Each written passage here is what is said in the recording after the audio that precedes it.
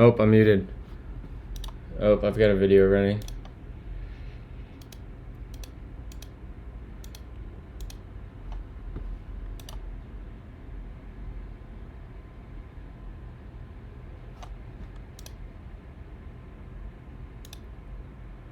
One sec, chat.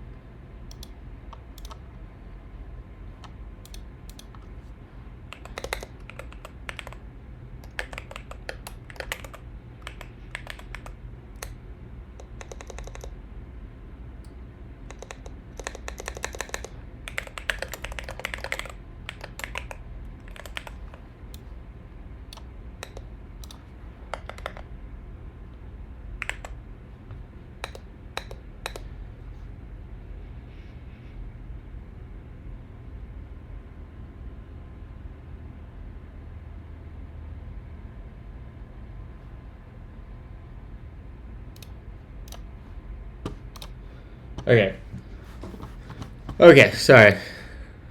Somebody subtweeted on my subtweeted me on Twitter, and I just couldn't let it stand.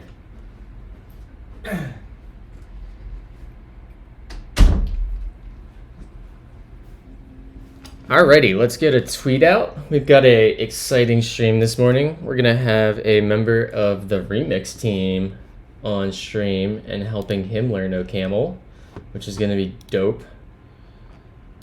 Let me get a tweet out.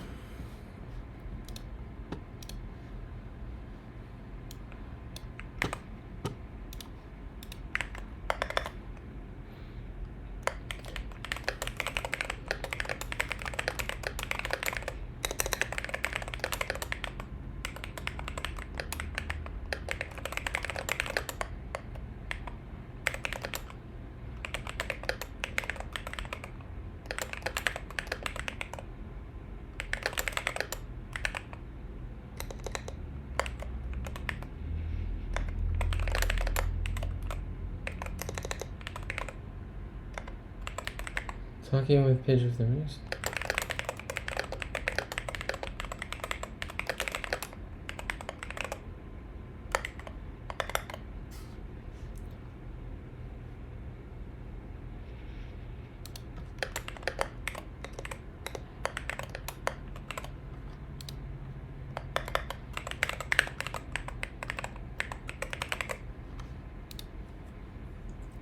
Okay, let's do this. Let's dive in. So yesterday we left off with some file access problems that I still haven't figured out yet. And in particular, when we try to validate our function, we're hitting this error right here. It's saying that our template doesn't exist. And I'm not quite sure why. Let me fix this lag quick. Okay, fix that. We come down here, properties, turn off the cursor, switch to the displays, switch to display back, turn on the cursor. There we go. Cool.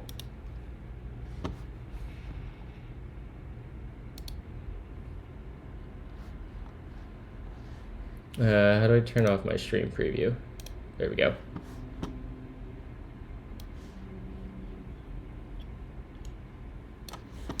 All right, so let's see the actual problem happen here. If I bump this up, we clear, remove everything in this directory. Clear that out, and we say create melange foobar. We come through here. This doesn't matter. What up, Leo? Actually, Leo, if you want to hop on a Discord call for like 5 minutes, I can like mute my stream and just put it on the waiting thing. Would that work for you?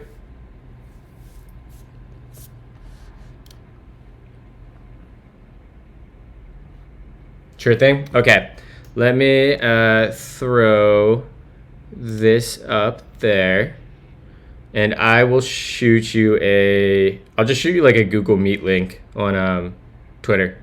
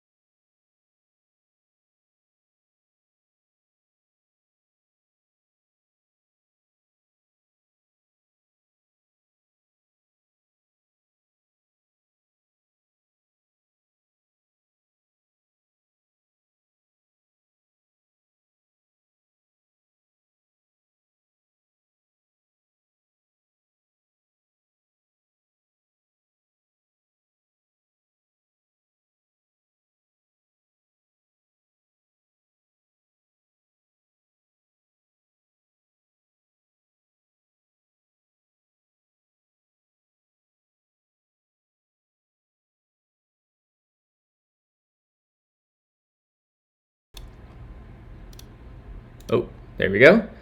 All right, and we're back. Wait, is my webcam screwed up right now, chat?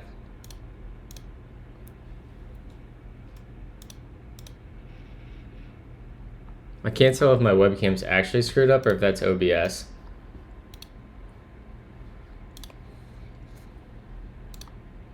See half of me? Yeah, okay. Give me 1 second here, chat. We're having technical difficulties.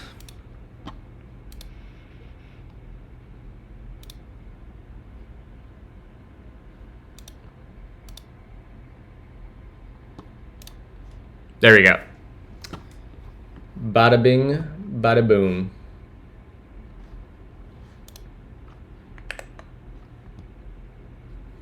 Forgot I had your stream and got jump scared. Good morning, Angel. All right, let's dive back in here. Finally got to meet our lovely friend Leo face to face on a call in real time. He's even more lovely in person than over Twitter and chat. All right, so this is the problem we're getting here. It's thinking that package.json.template does not exist. And I think potentially the problem is that when our script's running, it's looking from the current working directory, potentially. So if we go in here, in our case, the current working directory would be code CMA testing, and our template file lives at the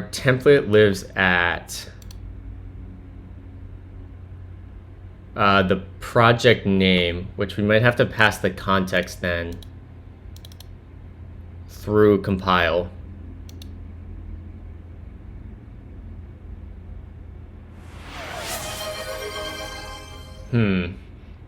Well, we can test this for sure, right? We can come in here and we can say, let's just try, I think I might have tried this yesterday, but we're gonna try again. We should theoretically be able to come in here and say like foobar. Actually, this needs to be node.path.join, and we'll pass it /. This needs to be an array.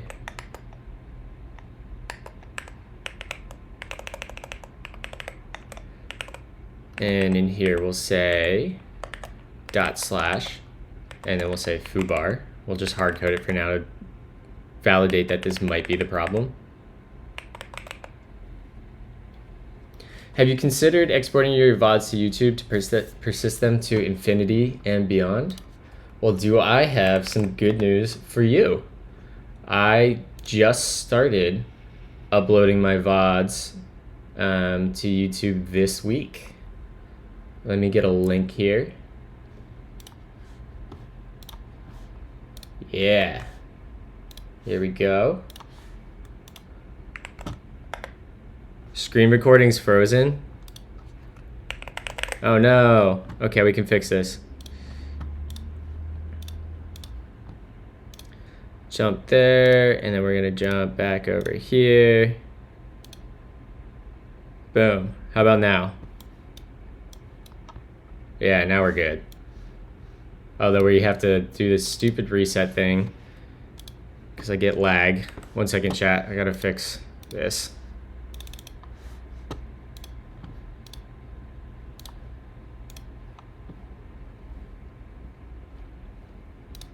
Do that. Switch back. Do that. Do that. All right, what is this music? This is not what I'm feeling this morning. Okay, there we go. How about now? Are we good? We got cursors moving. Looks like my OBS display is good. Okay, so that's built. So let's see if this works now. So let's remove everything in this directory. And let's do create that webpack. Yes, yes. Okay. So failed to read file package.json.template from user code CMA testing. So that was the problem. This is a second issue.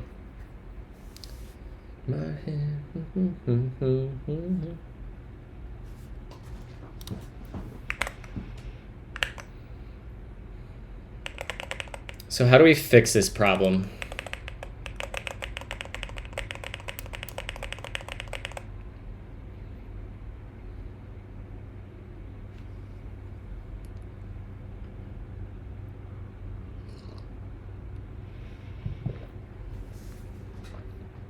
We could call compile. Where do we actually call compile at? Because this...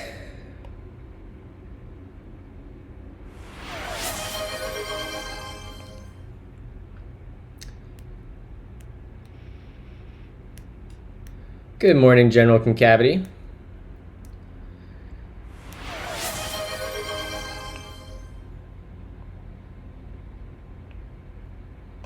So when we make our template,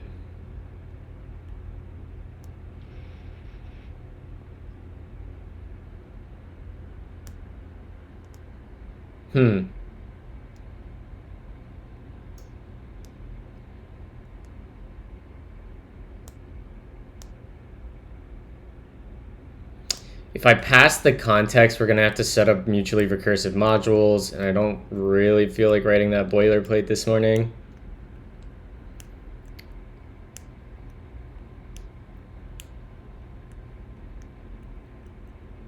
So we could pass...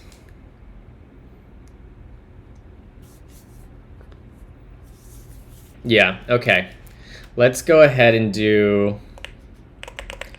Let's rotate our window, or let's quit this, and this is going to take a path, I guess.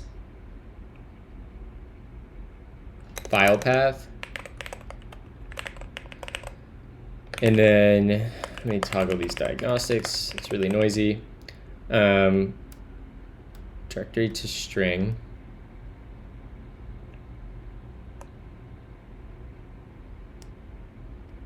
Oh, hold on here. Hodl chat, maybe we don't. This directory to string.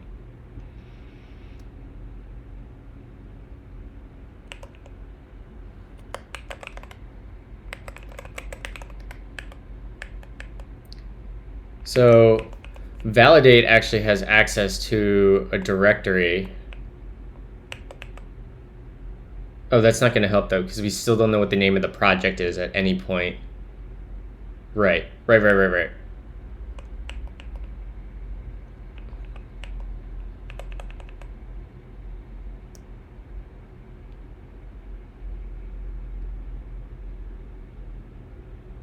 So this isn't going to work at all. So our problem here, chat, is that when we create our template modules, we pass it a configuration module where it's like, this is the type that needs to get passed in as JSON to compile. This is the name of our template. And then we have this dir option, which I'm trying to remember what I was trying to accomplish with this. Right, if this is base, we know basically in my head, I was considering base as like a template that gets copied to our repo. So another thing we could potentially do is we could like not copy templates into the repo. No, that doesn't work. That doesn't work actually. Because we have to.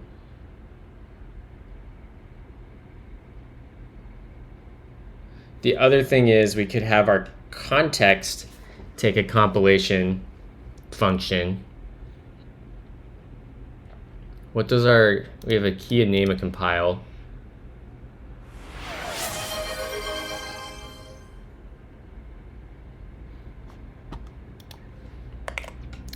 We could have rather than our compile function do anything with the file system, we could have it just operate on strings. Functions describe the world.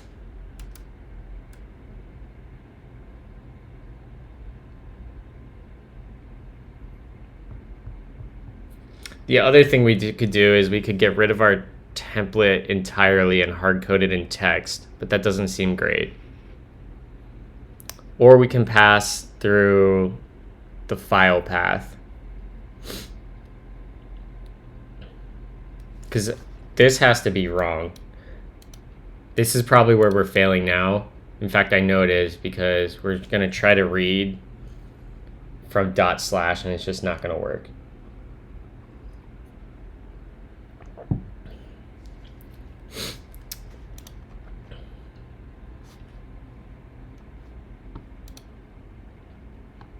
So when we compile the template, we drop into here, we call fold compilation results. Fold compilation results bails out if any of our templates produces an error. Otherwise, we get our template value that we want to compile, and we compile it. So I'm guessing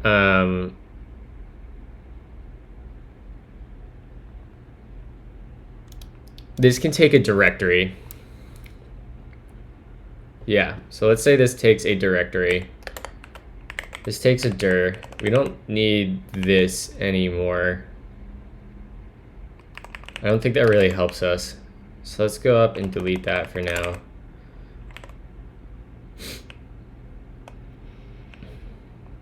And then we have this dir.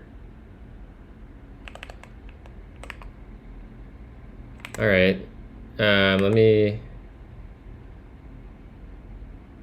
what's wrong right now? Oh, I have diagnostics off again. My space heater's getting nice and toasty in here.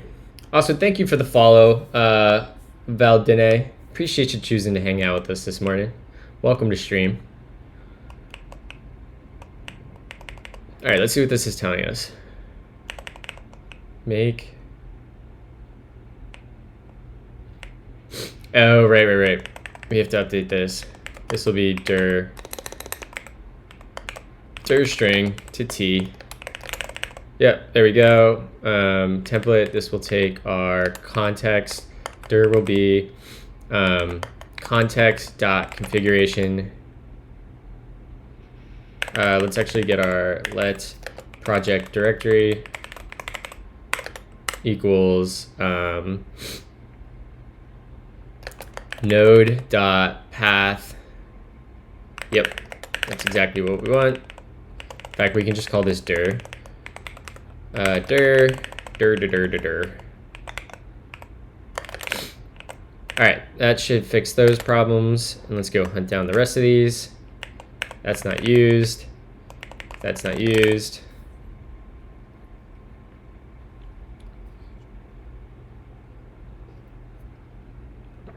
Okay, this looks pretty good.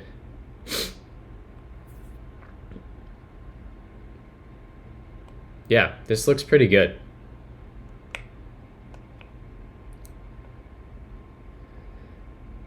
So if we go look at our compile function again, let's walk through this. So compile template, actually we should start at fold compilation results. Actually really run. We'll walk through the whole process of scaffolding our project. So we finished going through our wizard. We have collected all our options into our context and configuration struct. We copy our base directory over, which we know is working. We handle any extensions, which is like Webpack. So this is gonna update any existing templates, copy other files, and then we say compile templates. When we go into compile templates, we pass in the context. The context, we pull out all of the templates to a list from the context. We fold over them to produce a single result. We go into fold compilation results. This gets a context. And then our reduce function is basically going to get a template module on each iteration. If it's an error, we bail and by bail, I mean we just continue to the next iteration. Next, we look up our template value, which is the value needs serialized to JSON and piped to handlebars. We look up the path of the directory of the project we made for our user. Then we pass that directory and our JSON value to our template, which will get passed to compile. We validate. Validate says, hey, this is going to need a directory. This is going to need a file path.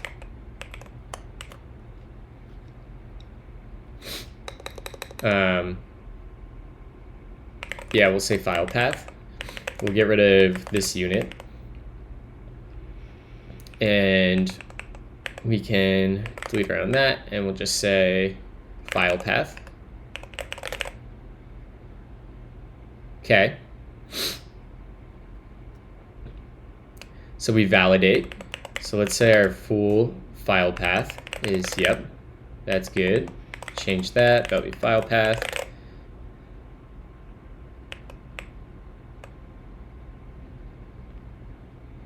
I don't know why I did that line. That was stupid. m.game.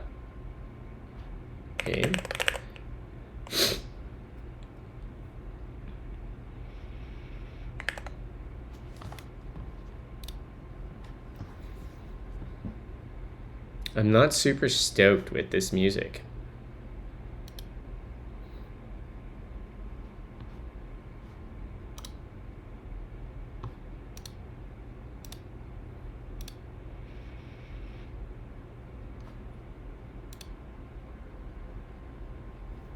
What do we want to listen to?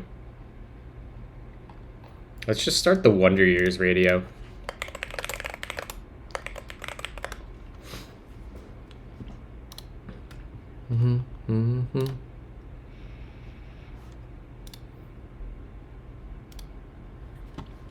All right, let's rock and roll. What up, Ushi? Yep, I rock a Keychron Q4 with glorious pandas.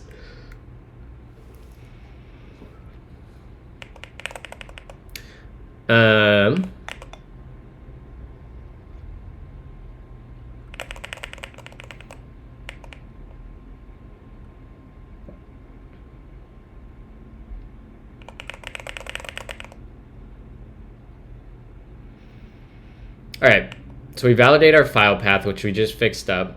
We read the templates, which we can go in here. Maybe we, I'm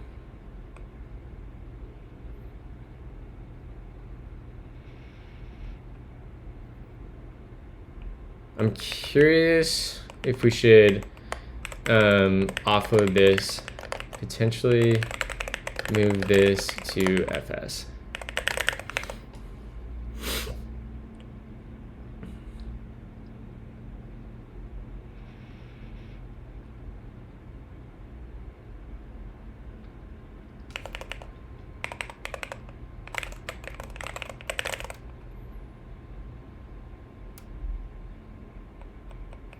It should be fine for now, but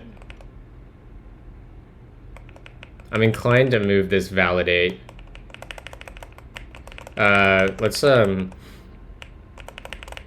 just say let template exists, and we'll say dir file name. We'll come over here, yoink that. Did that just autocomplete for me?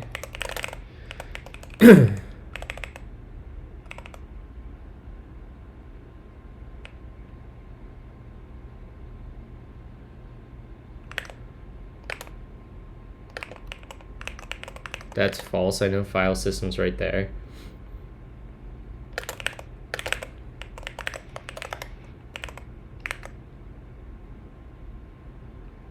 What just broke? I must have an error in what I just copied over here. Yeah. Oh, because it's self-referencing itself?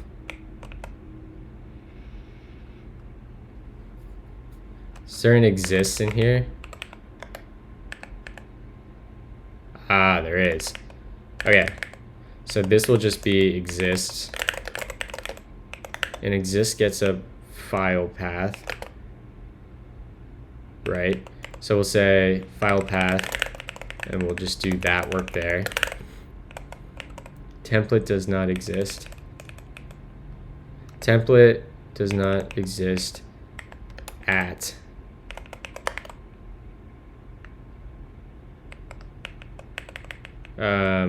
this would be file path.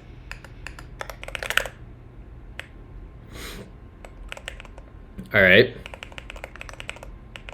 We can get rid of that function, and this will be fs.templateExists.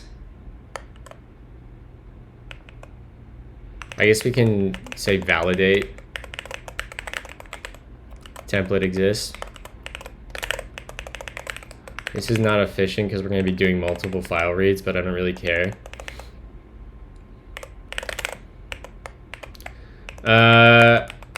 I don't know, Davey. Why? What are you doing?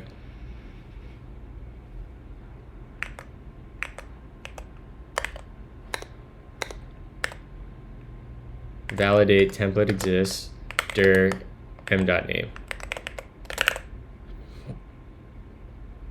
Want to go downtown Raleigh for oysters? Yeah, potentially. What time are you thinking?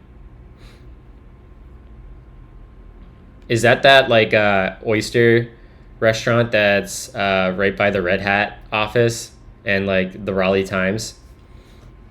St. Roche. Let me look. St. Roche, Raleigh. Yeah, this is the place that's right next to the parking garage. Justine and I were just looking at this place. Yeah, I'm down. I don't know if Justine will be, but I'm definitely down. I love oysters. This place has a sweet like rooftop bar too. I want to find pictures.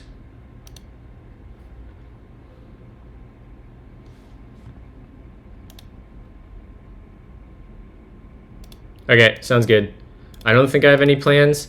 Let me double check with Justine once I'm done streaming that I don't have any other obligations. But yeah, I freaking love oysters.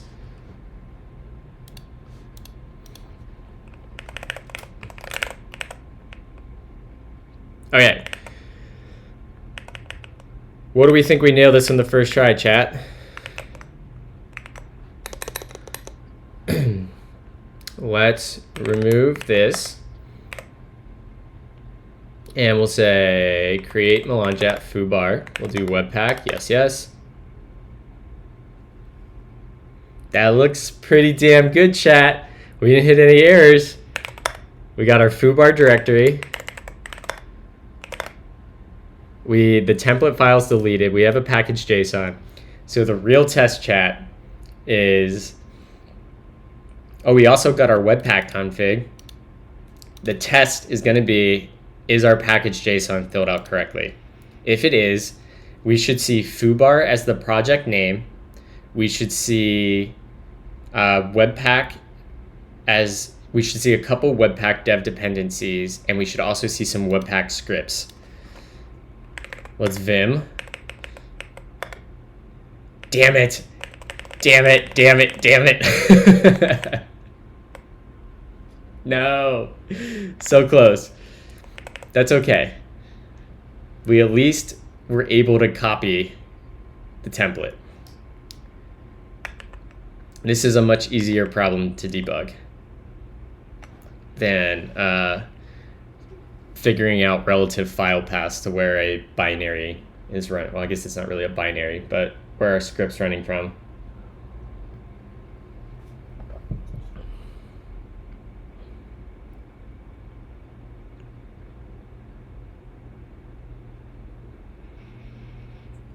Okay. Let me just check Twitter real quick.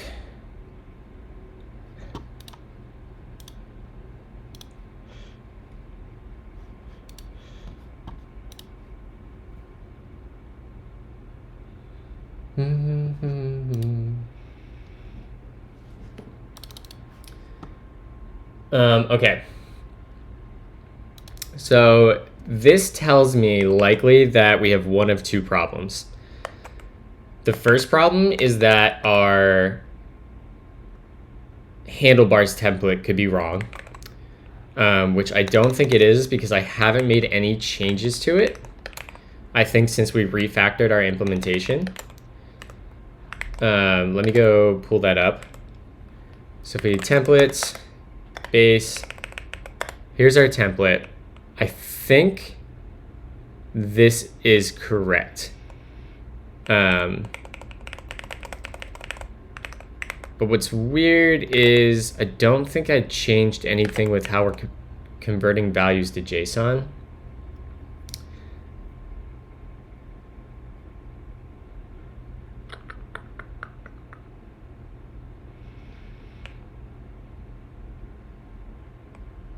So something seems to me like this is going wrong right here. So what could we do to debug this? We could do something like let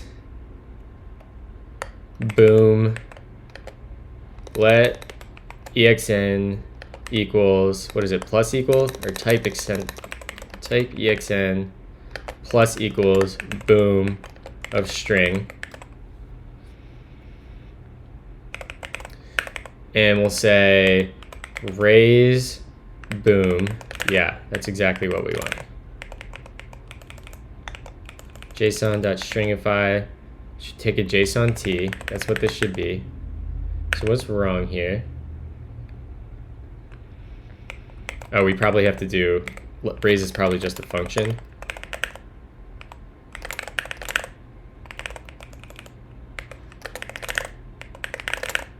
Yeah, okay, let's try that. So that should raise an exception now, and hopefully it prints out our stringify JSON. But we might have to just jump into the JavaScript and do this ourselves. So let's go up a directory, rm.rs, yikes. Create melange app, foobar, webpack, yes, yes, error. Thank you for giving me a great error. So let's go stop our Dune build and let's go look at the actual JavaScript. And that's going to be in CMA and then scaffold.js. We want to look for compile. There's our boom exception. So let's yank that and we can just throw our own error here. Boom. Yeah. So that should cause the actual error to happen again. So let's clear webpack. Great. Excellent. Very good.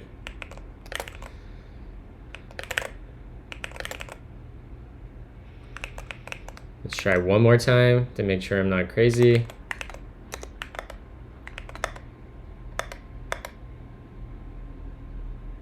Wildly inconvenient. That's not spitting out my error.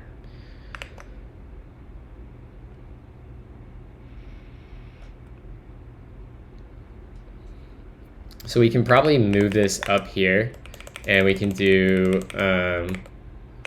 since we can stringify anything in JavaScript, we can probably try that.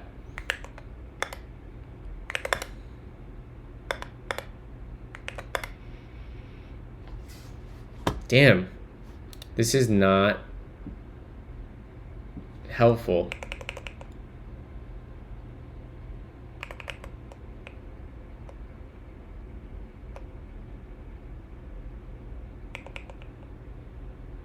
Ah, we probably want it right here.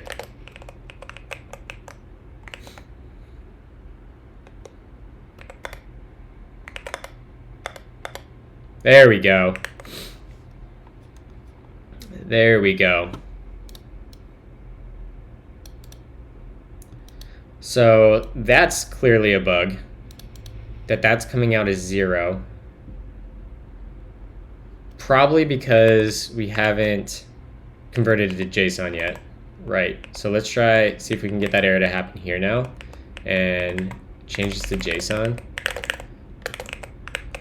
But that still tells me that we're not properly updating our context somewhere.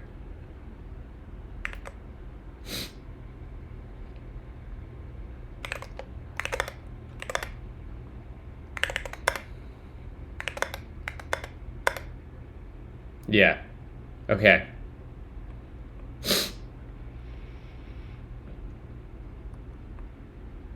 Yeah, okay. So let's go to our scaffold.ml and let's go down to run and let's follow this down through. So we make a context.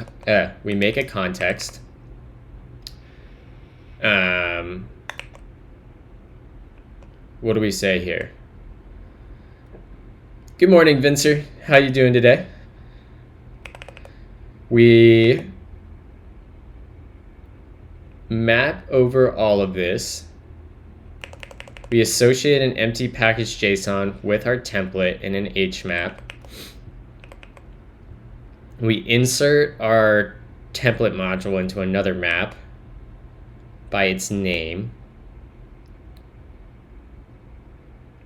We've returned the context out. I have an idea of what's going wrong here. These should probably, yep, I think that's our problem right here, chat. This updates our context. I bet that's our whole problem. Although that's interesting that our name would not get set. Configuration.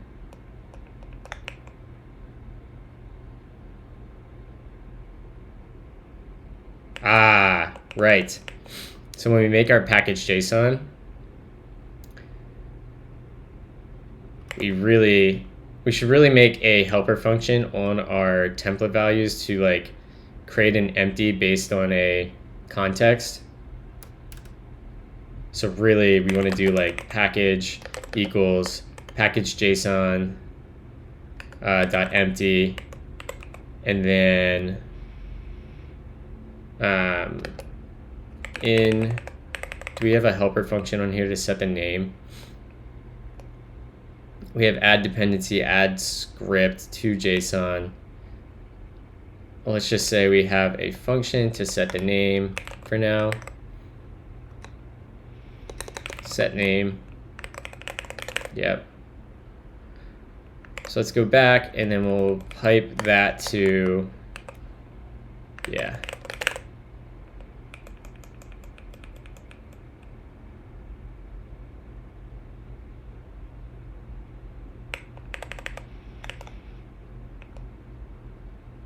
What?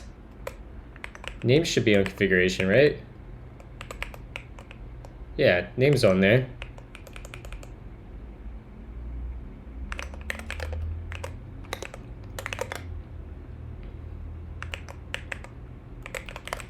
Does that need an annotation?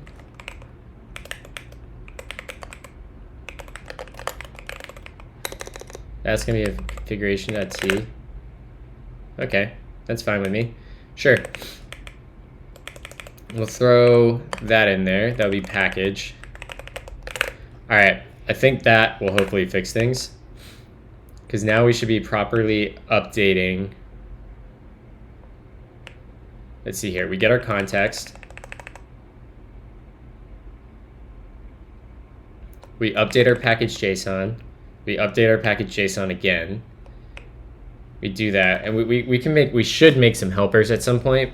In fact, I should write a to-do. Let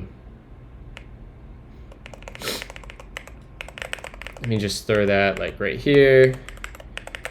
To-do, think about a potential helper for mapping template values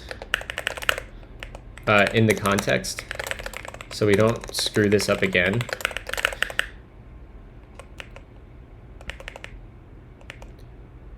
So yeah, we return. Yeah, we actually need to update. We need to update. Oh no, we do update the package JSON right there. Yeah, I was just reading that wrong. Okay, so let's go test this again. Clean up. Yep. Create that. We'll save bar. Webpack. Yes, yes. Again, we got an error. Damn. Let's list foobar. Okay. So let's go back and look at our JavaScript. Let's kill doom build so we don't overwrite our changes. Build source, CMA, and then FS. And we want to go to compile. Compile. Is that not in here? Oh, not FS. We want to be in scaffold, right? Compile and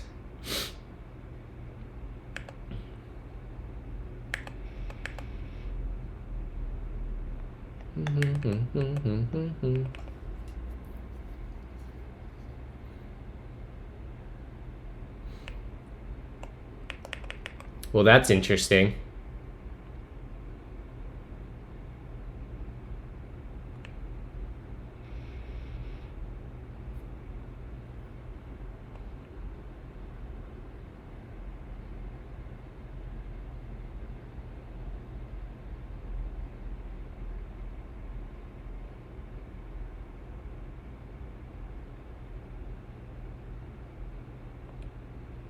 Okay, so we should be able to throw here now. Throw new error. Boom. And we should be able to say JSON.stringify JSON. And we come down here and we'll say foo_baz. Webpack, yes, yes. There we go. Boom.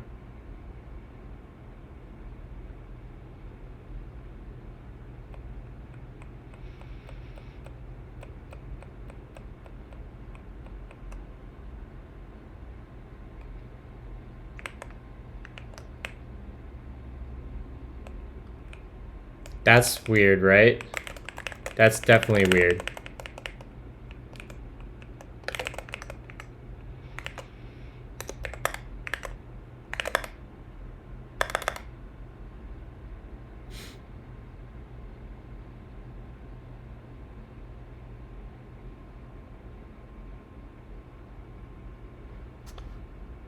Line 85.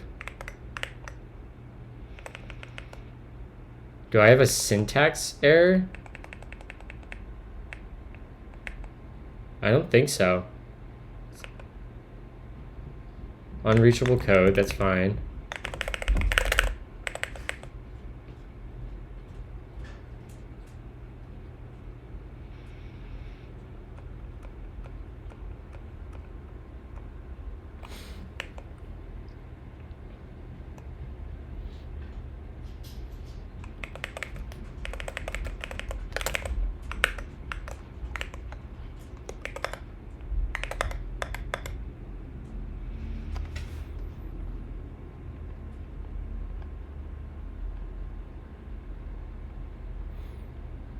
Okay, so our value getting passed in is empty now.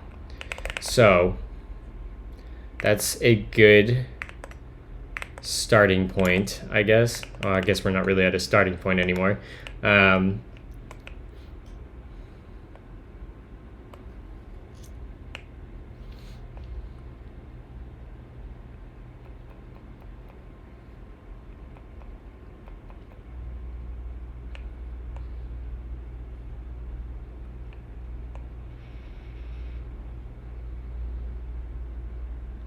Let's make sure these functions are working correctly. Add dependency.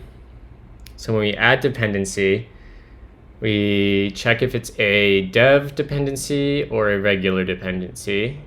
Okay, so we are spreading and returning the object just with those updated values. That's not a big deal.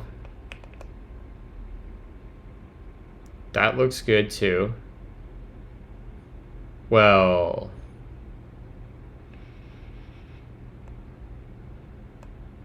this looks wrong here. Add script, script.t. Nope, that's actually right.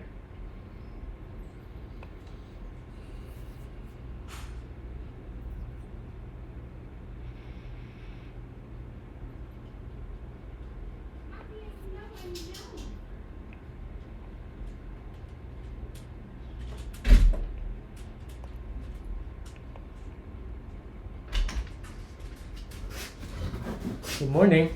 Is there another shoe in here? I don't think so. Good morning, pups. Bodhi stole a shoe. Yeah, I would ask Bodhi. He's the one that tends to carry. I did ask him, and he said, "Wouldn't you like to know?" Okay. Are you gonna stay in with Dad? We don't have a puppy in here, though. She been okay this morning? Yeah, she's been fine. All right. I'm just trying to find shoes. I would give her a gabapentin and so 2 acid reflux, gabapentin, and Inatraz? yeah, Okay. yeah today. Triple whammy. Yeah, Triple whammy. because I would prefer to try to get work done today rather than sitting on the floor with her all day. What? Chat, Winnie has a condition where we think it's acid reflux, but once or twice a year she'll have this really bad flare-up of what we assume to be acid reflux, where she has problems swallowing, and she's a very anxious dog, and I'm a very anxious person. And she starts panicking because to her, she feels like she can't swallow. So she'll sit and she'll just like repeatedly try to swallow and get herself real worked up. And then she'll just start licking everything. She'll be licking the floor, she'll be licking the walls. And like that makes it like 10 times worse. And that exasperates like the actual like acid reflux. And so she panics, and then I panic because she's panicking. And then she panics more because I'm panicking. You panic hard. I need you to emphasize that. What? You panic hard. Yeah. Also, But will you please bring the chewy box in? You didn't Yes. do that yesterday. yes, I will do that. Okay. Yeah, it's a panic loop, and after the first day, I calmed down, and I'm able to calm her down now. But like yesterday, I had to take off work because she just could not calm down, and I had to sit on the floor with her all day and keep her calm, and it was just, sheesh. You gonna be okay today? Yeah, Winnie's been a lemon. I think I've talked about this on stream before, and I've definitely tweeted about it, but the best financial decision I've made in my entire life was buying pet insurance for her. I've been reimbursed, by my last count, I believe it was $27,500 from pet insurance on her.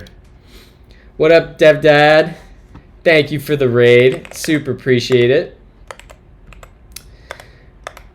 Raiders, we are working on Create Melange app, which some of you may be familiar with from having raided me before. But we are going to be working on Create Melange app for about another hour. And then we're going to have a special guest on stream. We're going to have Pedro from the Remix team come on and learn OCaml with us. Pet insurance, I think I pay roughly like $45 a month for Winnie's pet insurance, and I have a $500 deductible, but it's they could up my premium to like $100 for the rest of her life and it will still have paid off.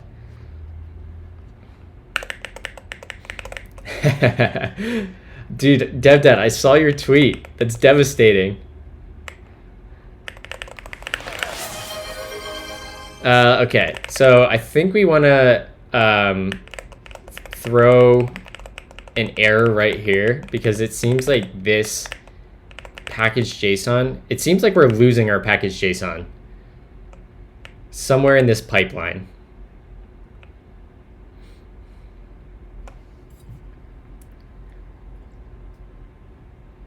I'm also going to go throw my coffee mug on the charger real quick.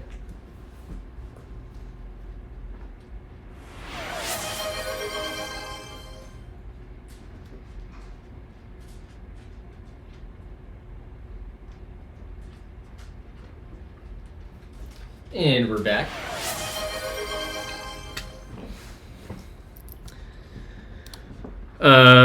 Okay, so let's go back to our compiled JavaScript.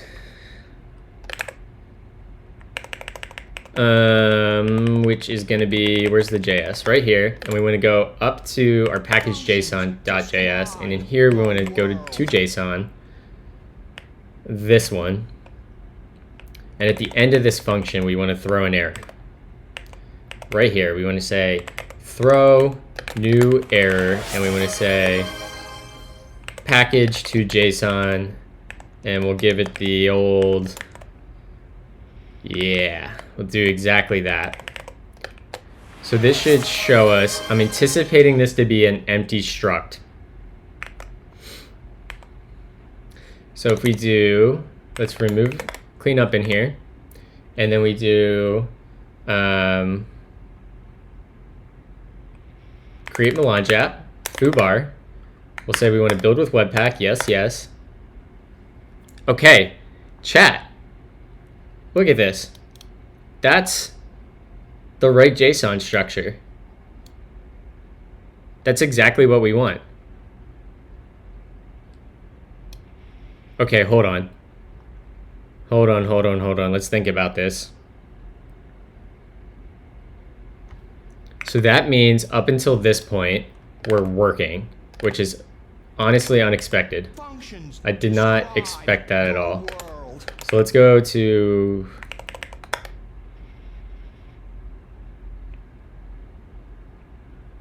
let's go back to our just like full pipeline and walk through this. Let's make sure copy baster. That does nothing. Handle extensions. We go into handle Webpack. Is this going to return a context? Yeah, it does. Okay. Then we go into compiled template.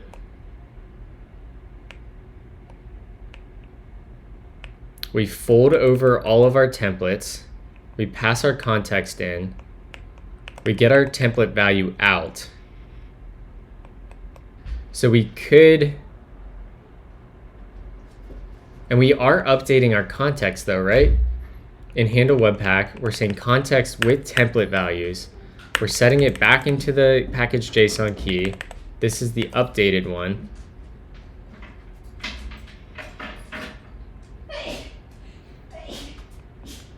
And we know when we called to JSON, we had the right structure. Thank you for the follow, Sneaky Breeks. Appreciate you hanging out with us this morning.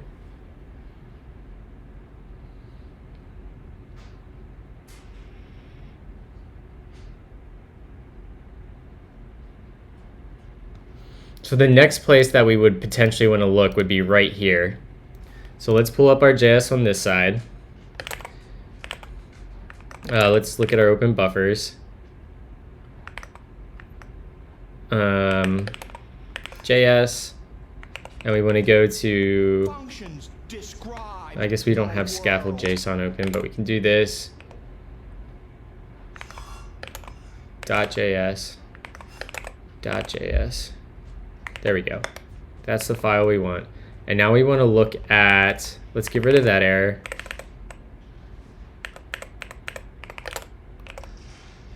We get to compile. We don't quite want to get there. We want to fold compilation results. So here, Hey, Muzzy. No, Winnie. Winnie, out. No, not yours. This is Muzzy's. this is what we want to throw. So we want to throw new error, and we'll say template value, and then we'll say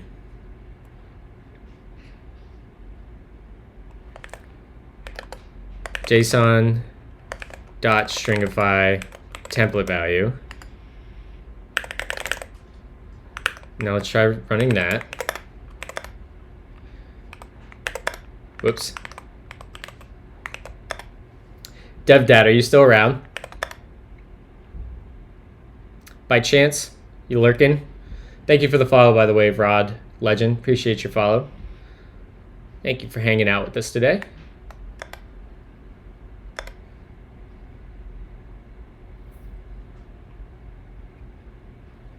Template value is empty.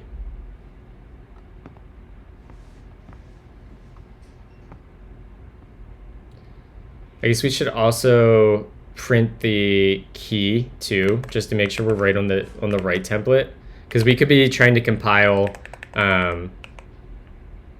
So actually, let's write some code here, and we can say if template.name equals package.json.temple, then we throw, because we could be throwing on the Dune file, which would make sense that there would be no value. So let's try that. Can I just say yes? It's annoying.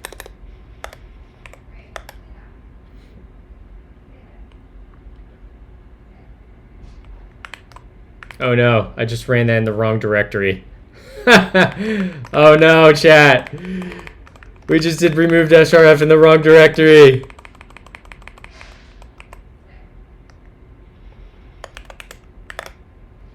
Ah! No. Skill issues galore. Rip is right. We're gonna have to break out some. We're gonna have to break out some foo magic here, or not foo, git. That's okay. All right. I think we might have stopped it in time.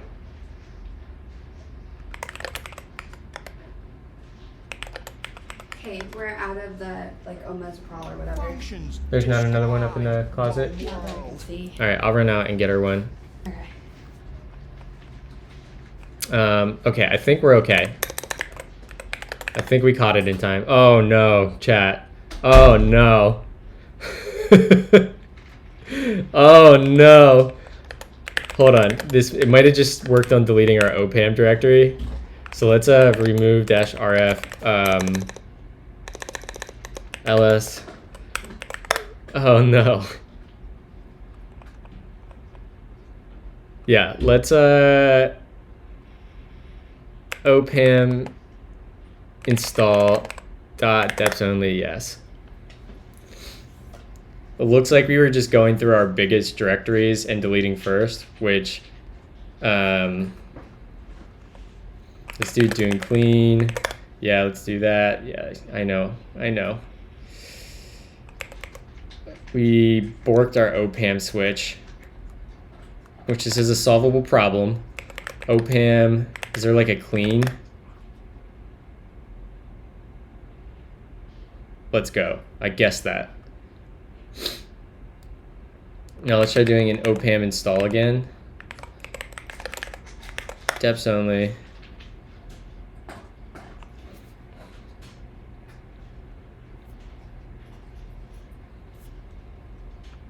Okay, how about we do a bunai? Okay, can we do a Doom build now? Oh, God.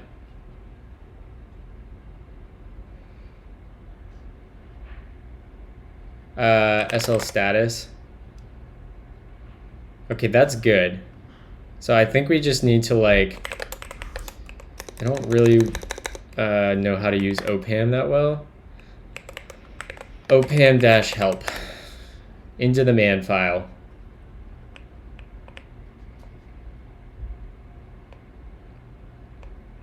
I mean, I guess we could just nuke our... Let's try OCaml reinstall.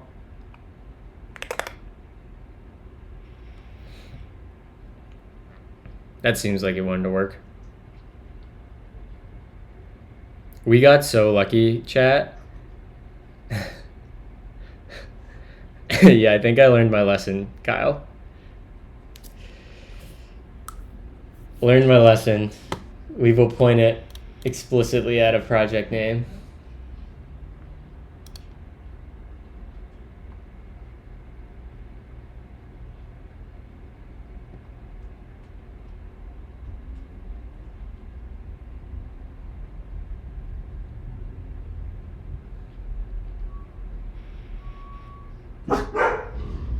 No barks.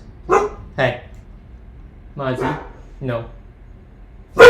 Mozzie, come here. Come here. You don't bark. No, come here.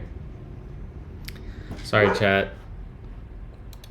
I know barking dogs are annoying. Okay, well, we're sitting here waiting for a second because I'm an idiot and I have serious skill issues. Yeah, how's everybody's day going? I'm gonna have to sit here and wait to recompile a bunch of stuff.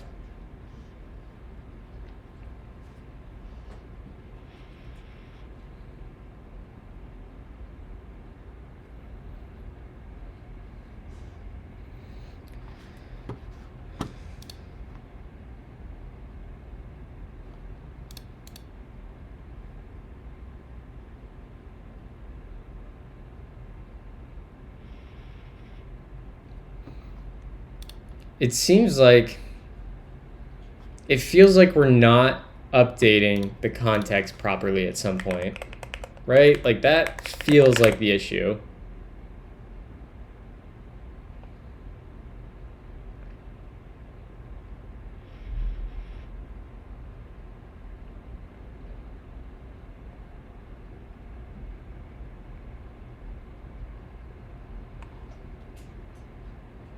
Oh, I'm Jelly Alcaeus. I technically had like a half day of work yesterday because I had to take the second half of the day off, but it was not a relaxing day off because sick dog. Let's see here. The only place this could be going wrong, or the obvious place that this would be going wrong, is in this handle webpack. So we iterate over our webpack files and we copy them. So we're not updating our context here.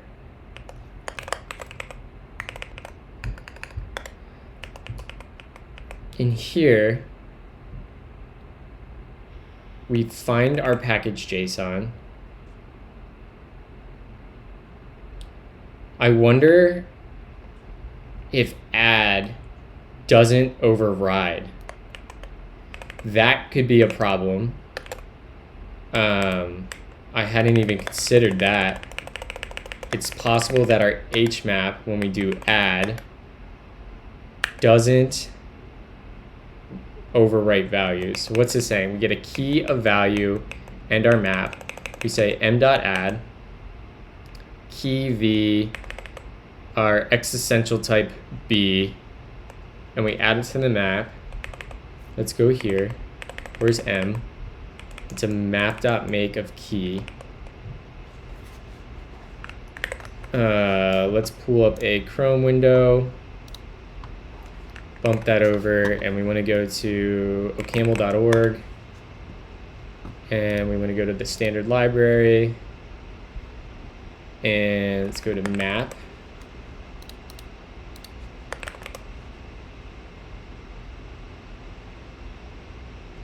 Probably want update instead of add. I bet it no ops.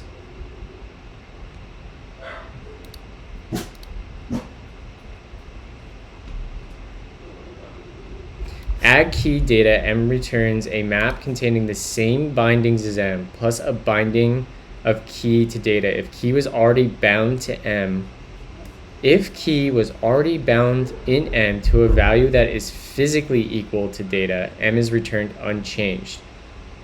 Otherwise, the previous binding of... Okay, you can go up. Odie, you're not coming to eat Mozzie's breakfast.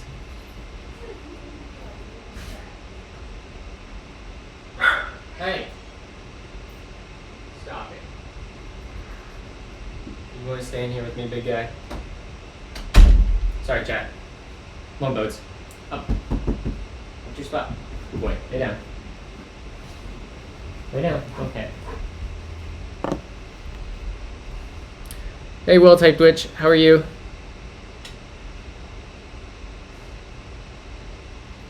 So it seems like add should be fine, right?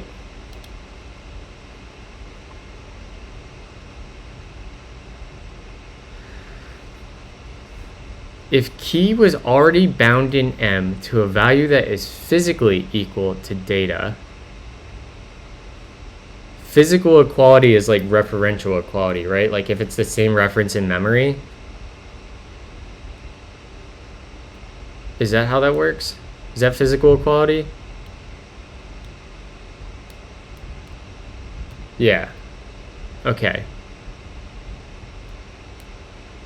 I wonder... I don't think that would be the same reference in memory because...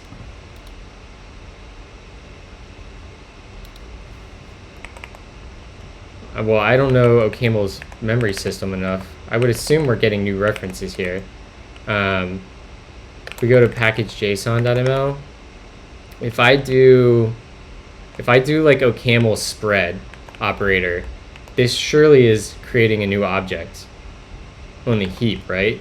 Like this should break physical equality. I'd assume. Maybe not. Anyone know? Well-typed witch, do you know? It feels like this. I guess my naive assumption is like this code should... That sentence is only relevant if you have two separate keys that are equal, according to the ordering you use in the map, though.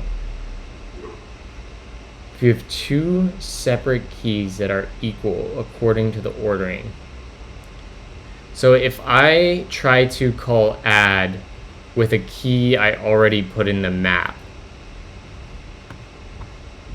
if key was already bound to M,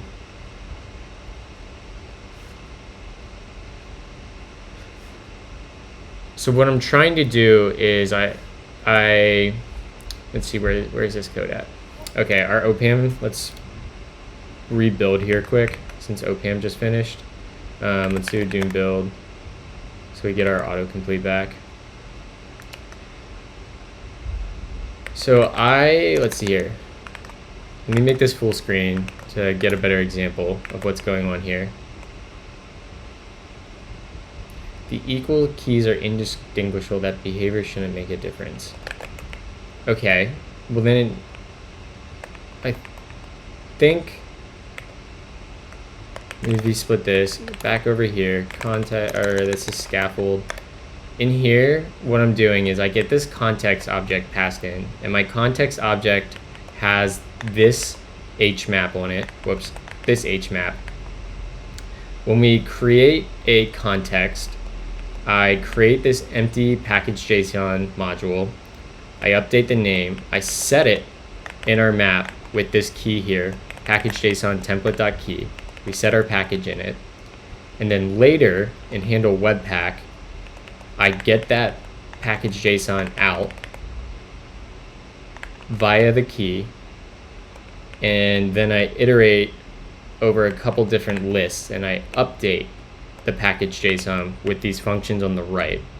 And when I update it, we do this, just the OCaml spread, right? Package with updated key. This must not be breaking.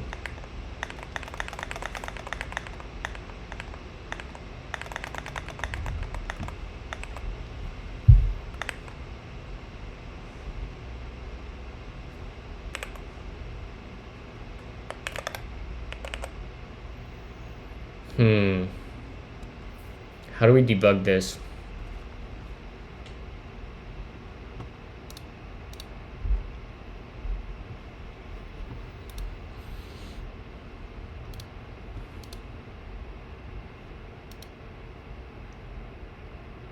Yeah, we could load into UTOP, I guess. So let's try that. Let's go to create.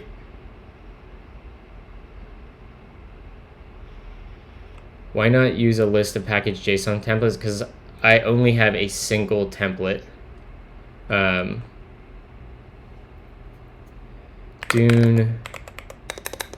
UTOP. Yeah, there we go. And then we should be able to say, let's make a new HMAP. So we'll say let m equals CMA. What would this be called? App. How do I get my libraries in here? Shouldn't Dune UTOP load my libraries?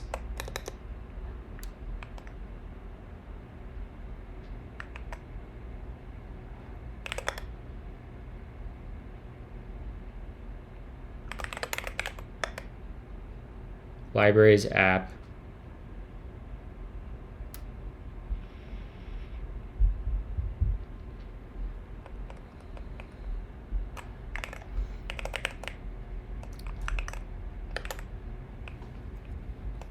So I guess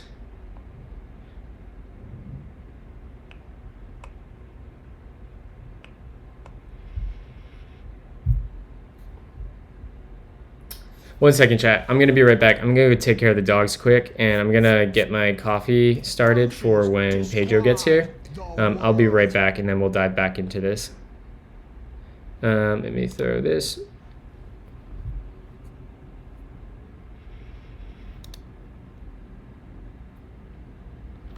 So the thing we want to test is we're going to end up throwing, well, all right, let's just see if we can test this real quick. So we just built LSP restart. Yeah, that should be happy. We just built. Let's go over here. CMA. What up, Liquid? Now we won't remove dash that.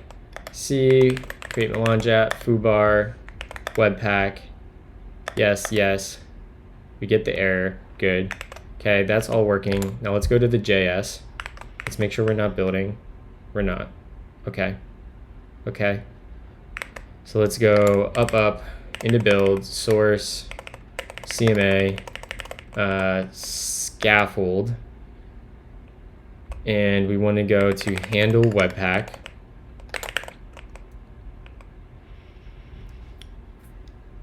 The place we would want to see if our package JSON is actually updated is going to be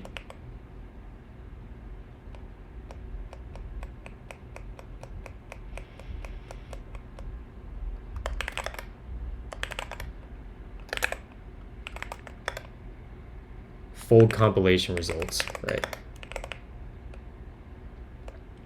So here,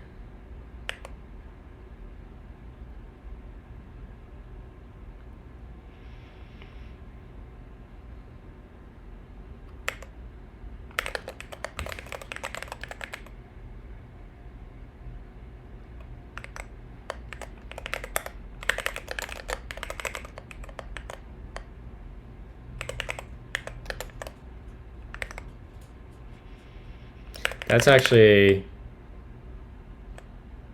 no, we don't need to do that. We want to do template value.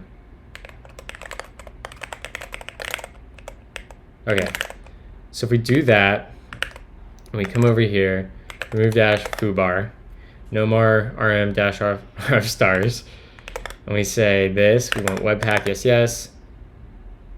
Okay. So our data's there. So it looks like we are updating the map. And like this extra tag stuff and keys, this is fine because we convert this. Well, let's keep going down the stack here, I guess. So we can delete this error. We go into compile.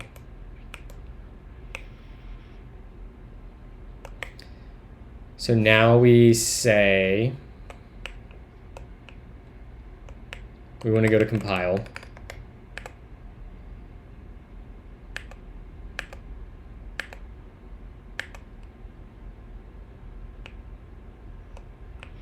That's our functor.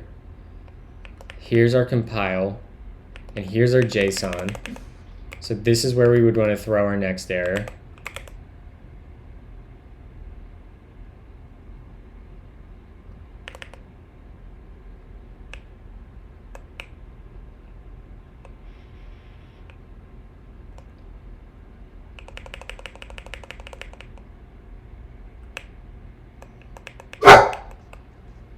Odie.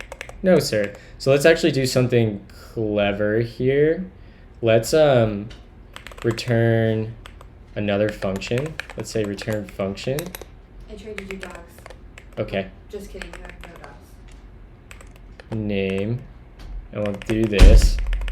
And we're going to come down here, throw that there, and then we're going to take this, put that above there. We're going to take this line, and we're going to do this.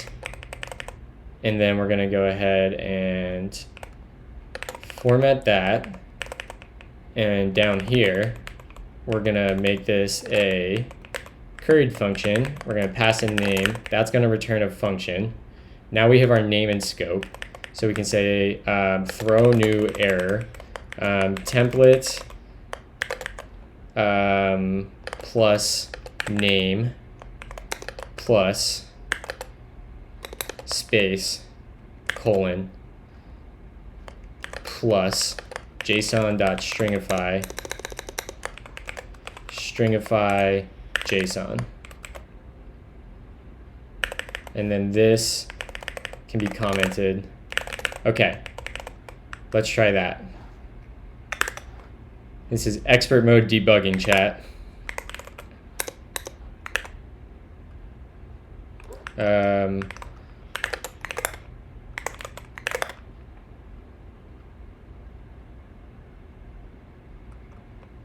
Okay, we screwed up our function. Oh, we have to give it a name, I guess. Function compile. And then we can delete word here. There, that should be fine. Invalid assignment target.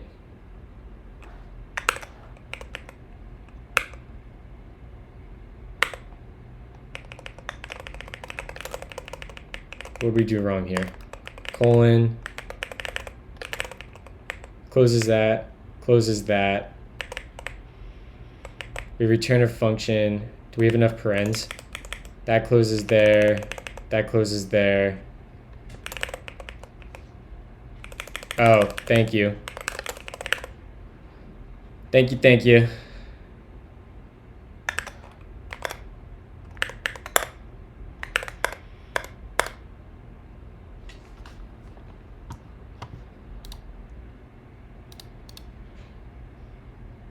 Okay, that looks like the right JSON.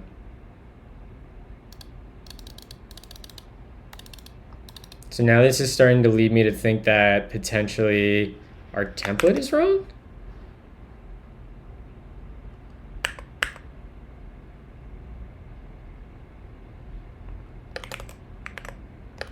So we're good here. We know we're good at this point. So then we go into our template compile, which is going to be up here.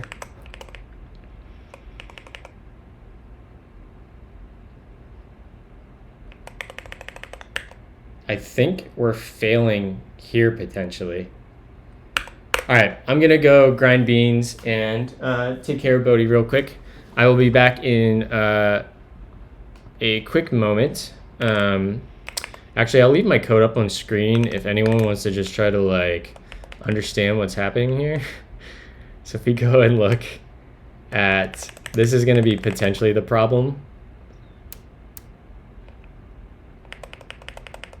5,000 bytes / points to someone if they can figure out if there's a bug in this code right here. All right, I'll be right back.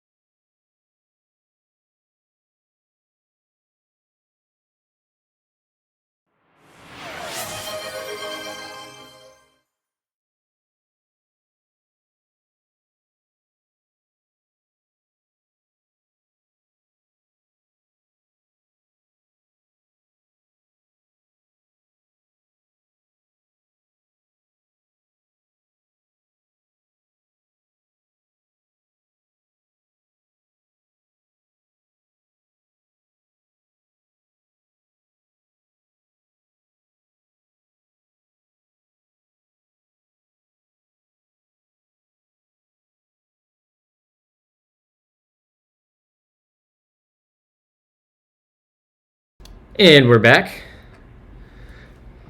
Okay. So I think our problem is potentially in this, but we logged this, right? Didn't we, chat? I think we already logged this here.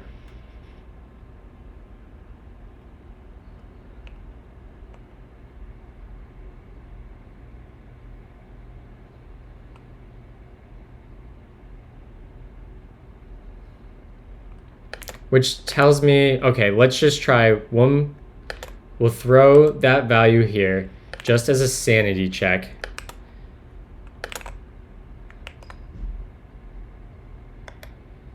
So let's go into our package.json, package.json right here. We'll throw new error and we'll say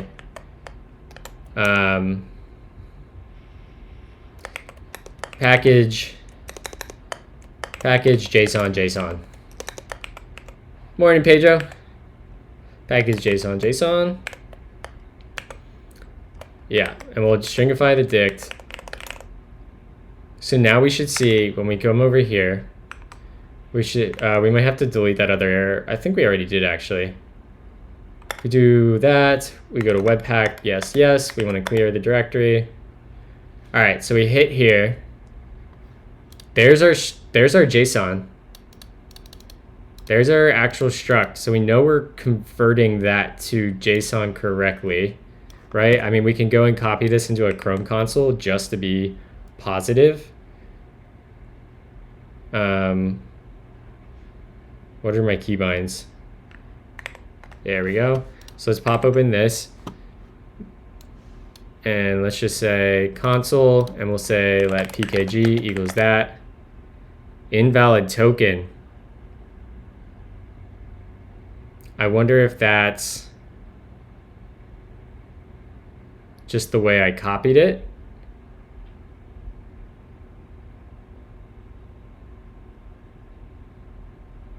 That's surely the way I copied it, right?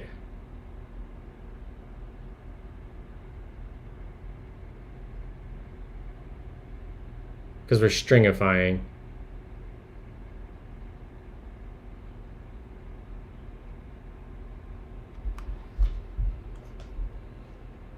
All right, I have 2 more ideas. Yeah, so the problem yesterday, Outcast, is that we were stringifying our JSON before passing it to handlebars, and we actually just need to pass the JavaScript object. This is technically not JSON.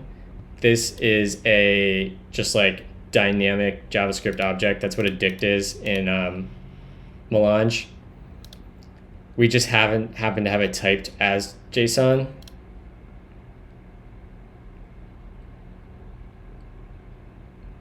So it's possible. Let's not add the scripts and see what happens, because it's possible that like this line break is breaking something.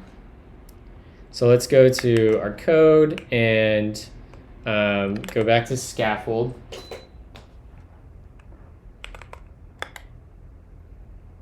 And in handle webpack, we can say, we can skip this part right here. And let's do build. Just turn on watch mode for now. Come over here, clear,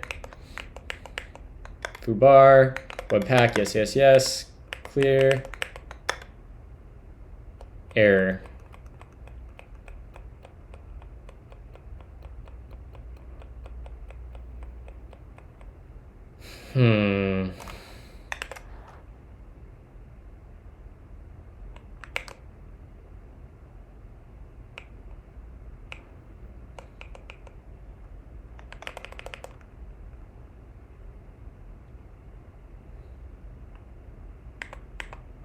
I don't even know where that error is coming from.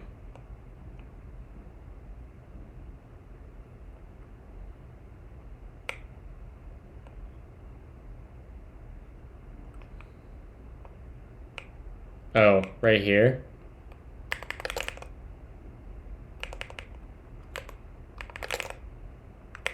Let's try that again.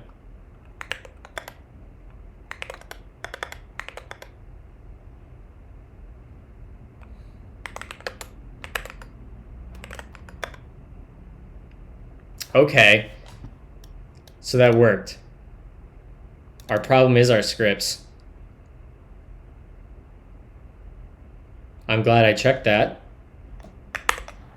Okay, okay. We're getting somewhere.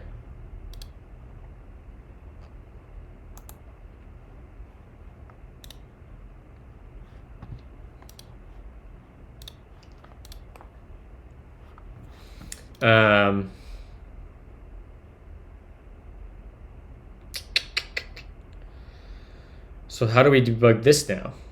Well, let's step back and make sure like we didn't randomly fix it somehow. So let's save that. That'll rebuild. Let's come over here and we'll just rerun this. Say webpack, yes, yes. Let's clear the directory. And then we'll cat that again. What? Okay, chat. We fixed it at some point. Don't know what we did to fix it in particular, but it's working. So we've just been chasing a fake issue for probably the past 10 minutes. That's good, at least.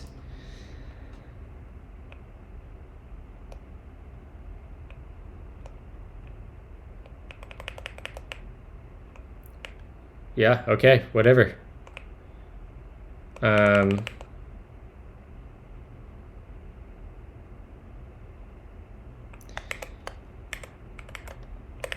Consider to do use result.map.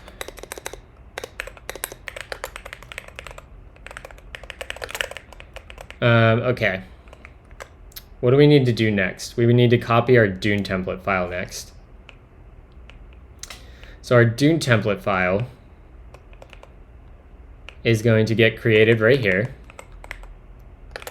And we can comment that out now.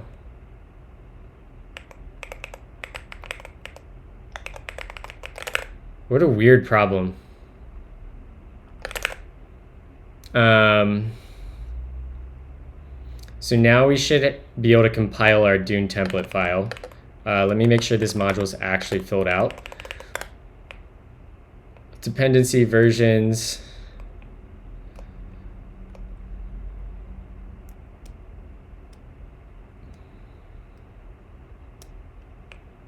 And let's go look at our Dune template file. So let's rotate and let's say templates / Dune template.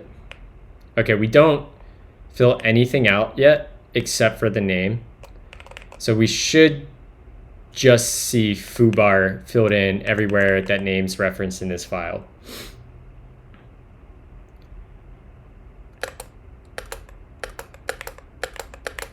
Yeah, okay. So let's, we're rebuilt. So let's jump back over here and we're gonna create foobar again, webpack, yes, yes, clear the directory. Okay, no errors. Let's look at the directory. Okay, that looks good. The template file's gone. So let's cat foobar Dune project. And we see,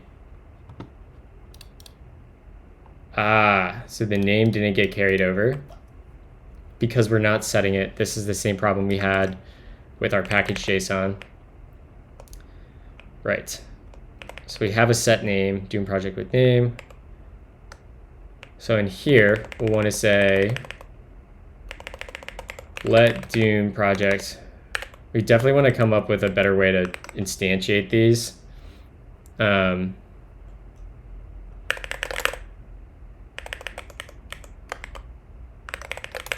Okay, that should fix that error. And now if we go back and we create melange app again, we go to webpack, yes, yes, clear the directory, compiling templates. Now we still don't see foobar. Great. Let's just, for good measure, just make sure we're completely rebuilt. So let's do Dune clean, clear everything out, rebuild, and come back over here. And we do a create melange app, foobar, webpack, yes, yes. And we say cat. Okay, so our template is not working, confirmed.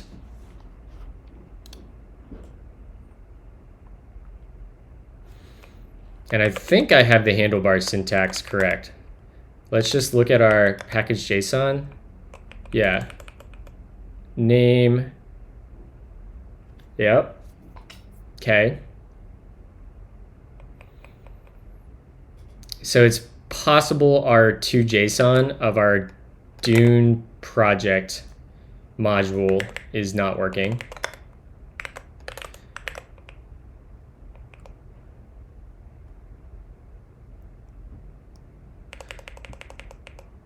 JSON object, and let's open package.json.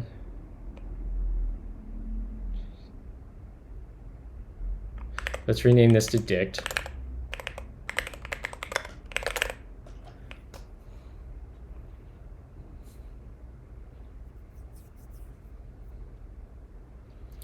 What up, Mordia Shekte? I'm doing well. How are you doing today? Welcome to the stream and chat.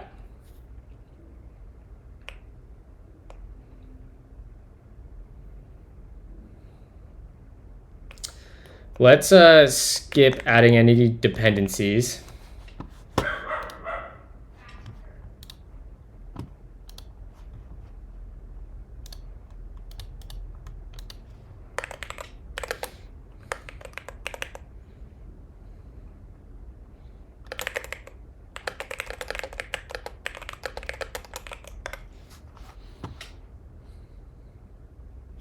I do not work with Pomodoro sessions. Although I probably should. I have like serious, I get distracted very easily. But I like interacting with chat and the stream. So I'd rather be less productive on my personal project in open source and be able to interact with all of you, which is the main reason I stream. The social aspect I love. So let's just worry about setting the name up front.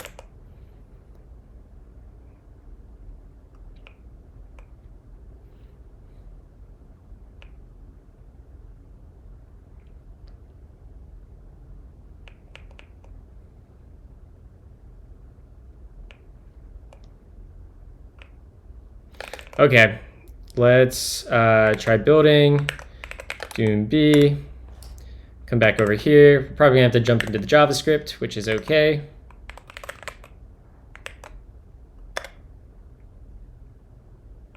Webpack, yes, clear the directory, compiling templates. Let's cat that out. We still did not get it correct. So let's jump into the JavaScript. So we want to go look at our build source CMA Dune project. And in here, we want to look at our toJSON function. Welcome back, Leo.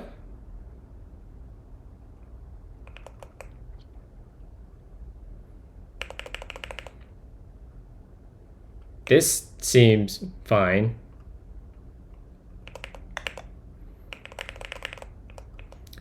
Let's throw a new error in here, and we'll say Dune project to JSON. That's incorrect, wildly. And we'll say plus. Yep. Nope. Yep. We don't need that paren. All right, so that should make us blow up now when we come over here. And we can say create melange app foobar, webpack, no, clear the directory.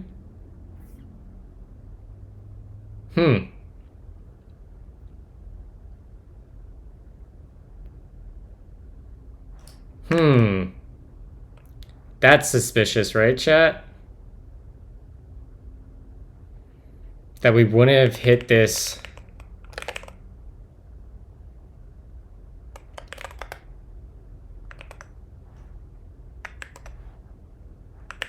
Why would that happen? Let's just remove our directory here and then do this again. Fresh install. Functions describe the world.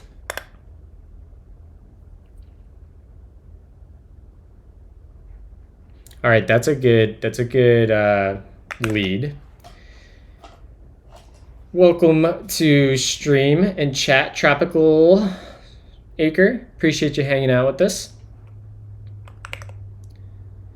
All right, so that's an interesting problem.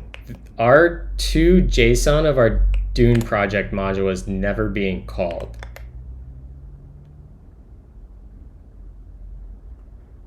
So we come in, we set it. We set our Dune project key to the value. Describe the world. We add it to our template. Yeah. What up, Pedro? Thank you for the follow. Appreciate you.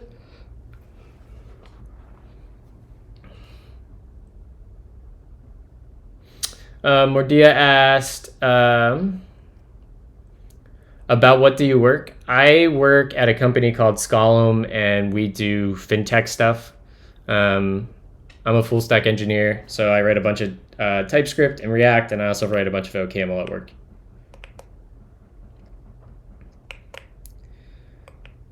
So this tells me that, oh, a pair program, but so there's a chance when we compile templates and we go into our full compilation results,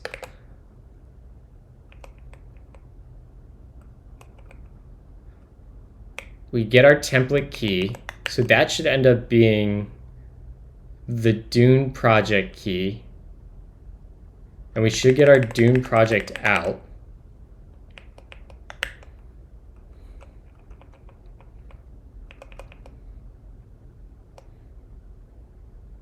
And this should return a context, right?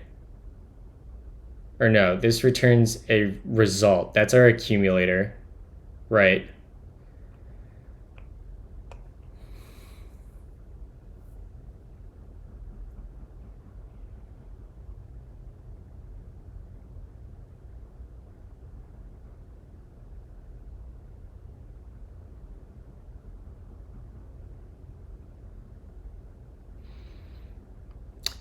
So let's say we get to our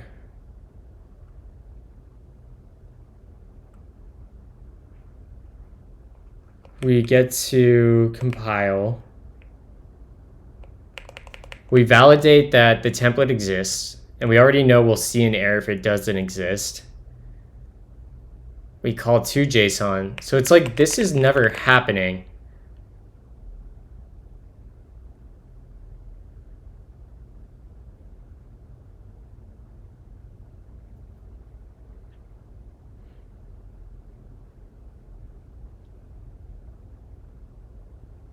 And what's weird, chat, is that when we call write template, this ends up deleting the .tmpl file, which we are seeing is gone in foobar. So like, maybe our template's just wrong. Maybe it's our handlebars template.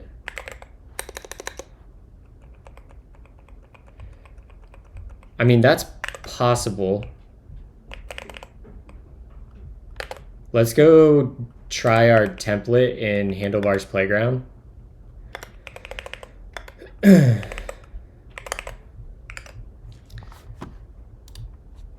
Handlebars.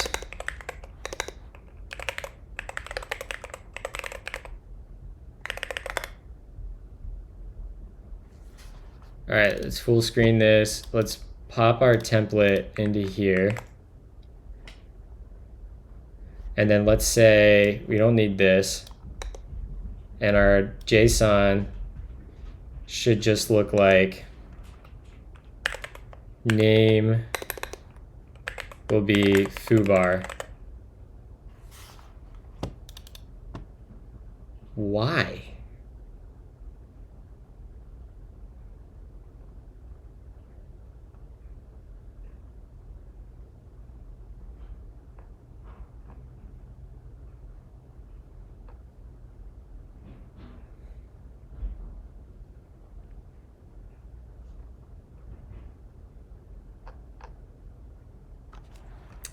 Very confused, chat. Cheers, Zio. All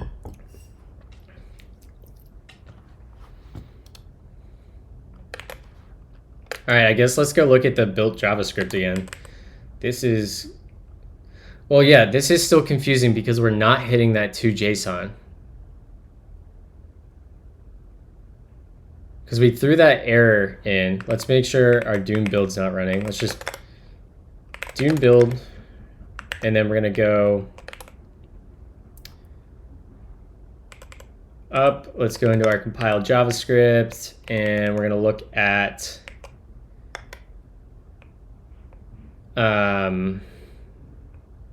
scaffold. Load the file. We want to go look at, what is this? Does everyone see this right here? Return null. This is the exact problem.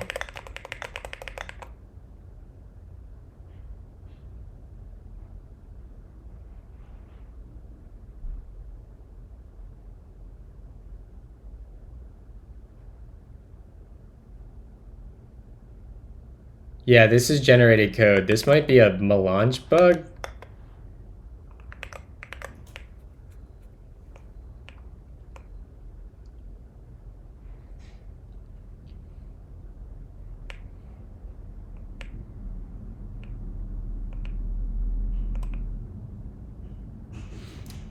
Yeah, I'll show you.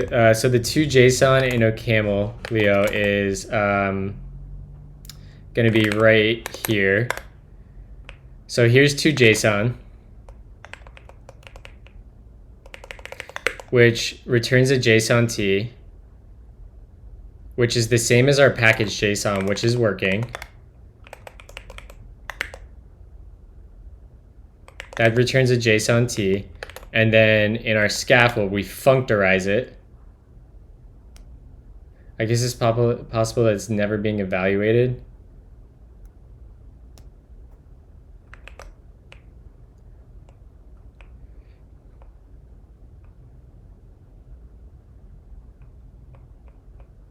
I don't think so, right? Because like, oh my God, right there it is.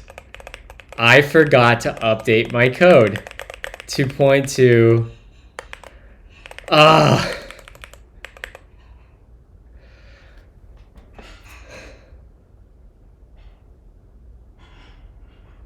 so dumb.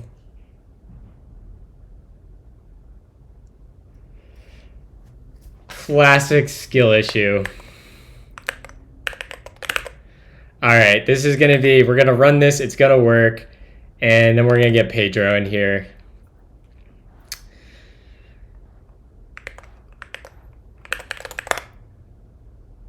That makes me feel, every time I have a skill issue, it does make me feel better, though, that it's not something just like esoteric.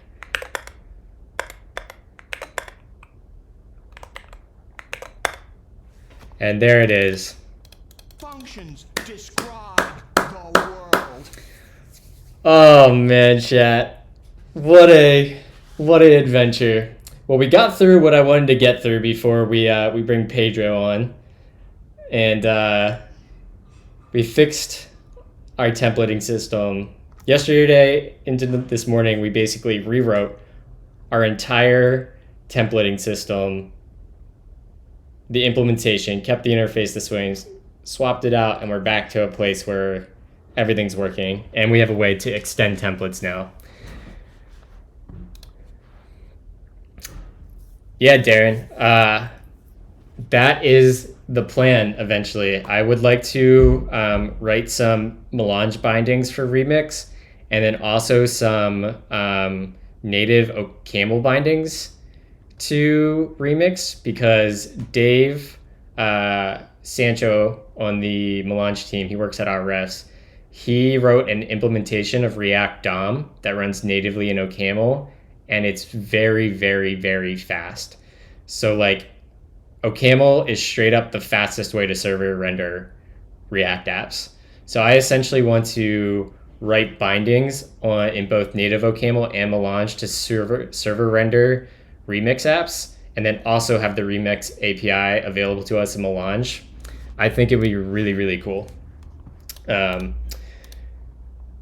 Probably sometime over the holidays when I'm at my family's house, I'm gonna start working on that. So yeah. All right, Pedro, I am getting ready to shoot you a link. Let me get set up here real quick. Let me fix my webcam. Oh, thank you, Justine. I appreciate you. Huh? I said I appreciate you. I didn't realize you had your noise canceling headphones on. Thank you. Yeah. Let me fix my camera. Of course, right when I bring Pedro on, the light's gonna blind me in my office.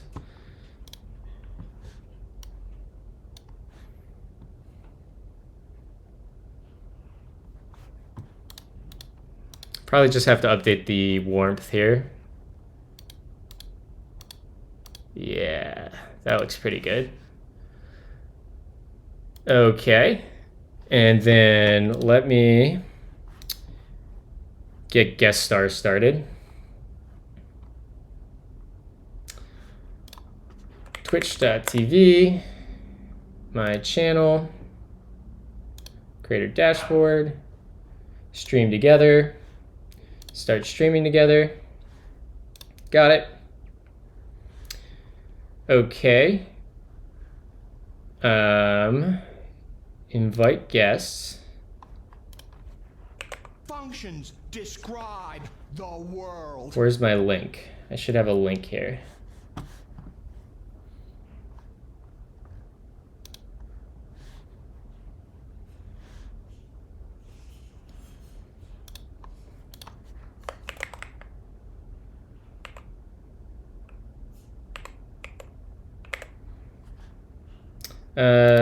P. Katori.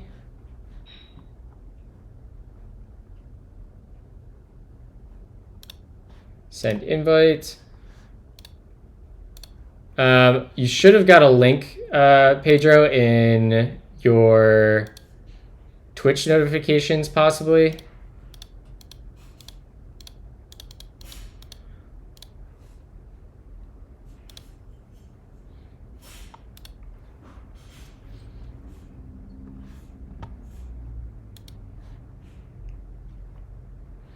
Let me kill the music. And let me update the stream title. Learning.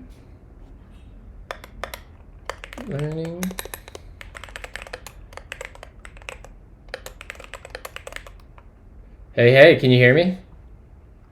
Cool. I don't think chat can hear you yet. I'm gonna have to add you in, but give me a hot second.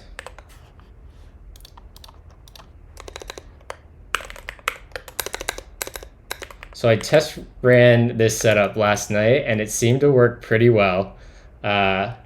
So we're gonna do it live and see what happens here.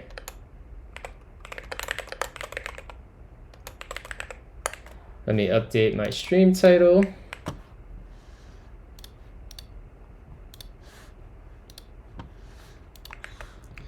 Bada bing, bada boom.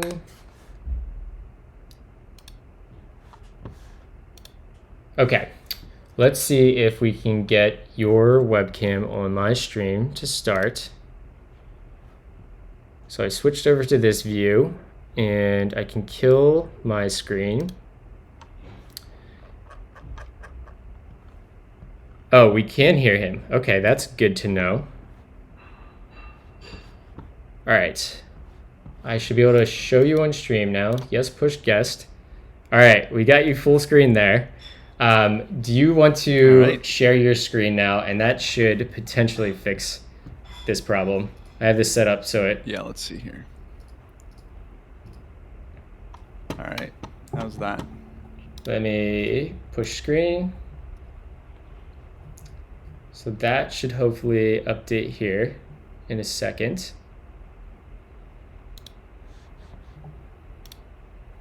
Switch to screen share. Okay, this is looking good. Mm-hmm. And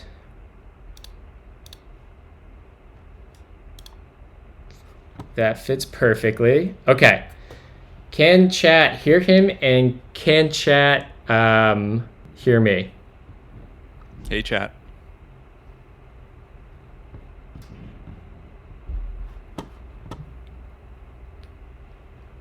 Yes, everything's good? Awesome. All right. push him a little. What do you mean, Meta?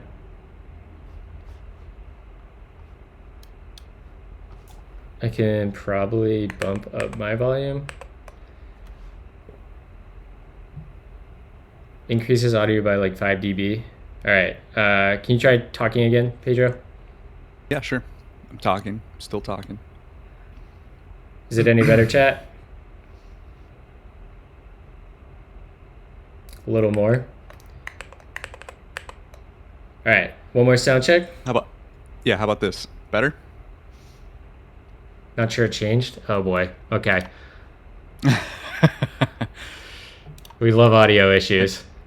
Yeah, I can see if I can I do my own thing here? Let me hide my screen for a second. No, that looks fine. I can just talk louder. It's better. It's better now, Okay. they said.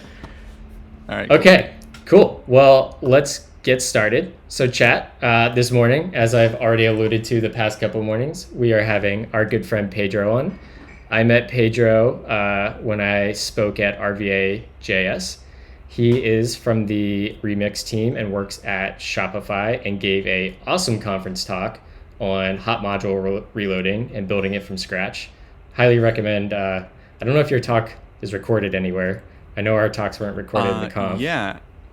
So actually, I gave my talk again at, let's see. Oh man, what was it? It was at Remix NYC meetup. I'm sure this is going to come up with all sorts of results. Okay, there we go. Yeah, this one right here.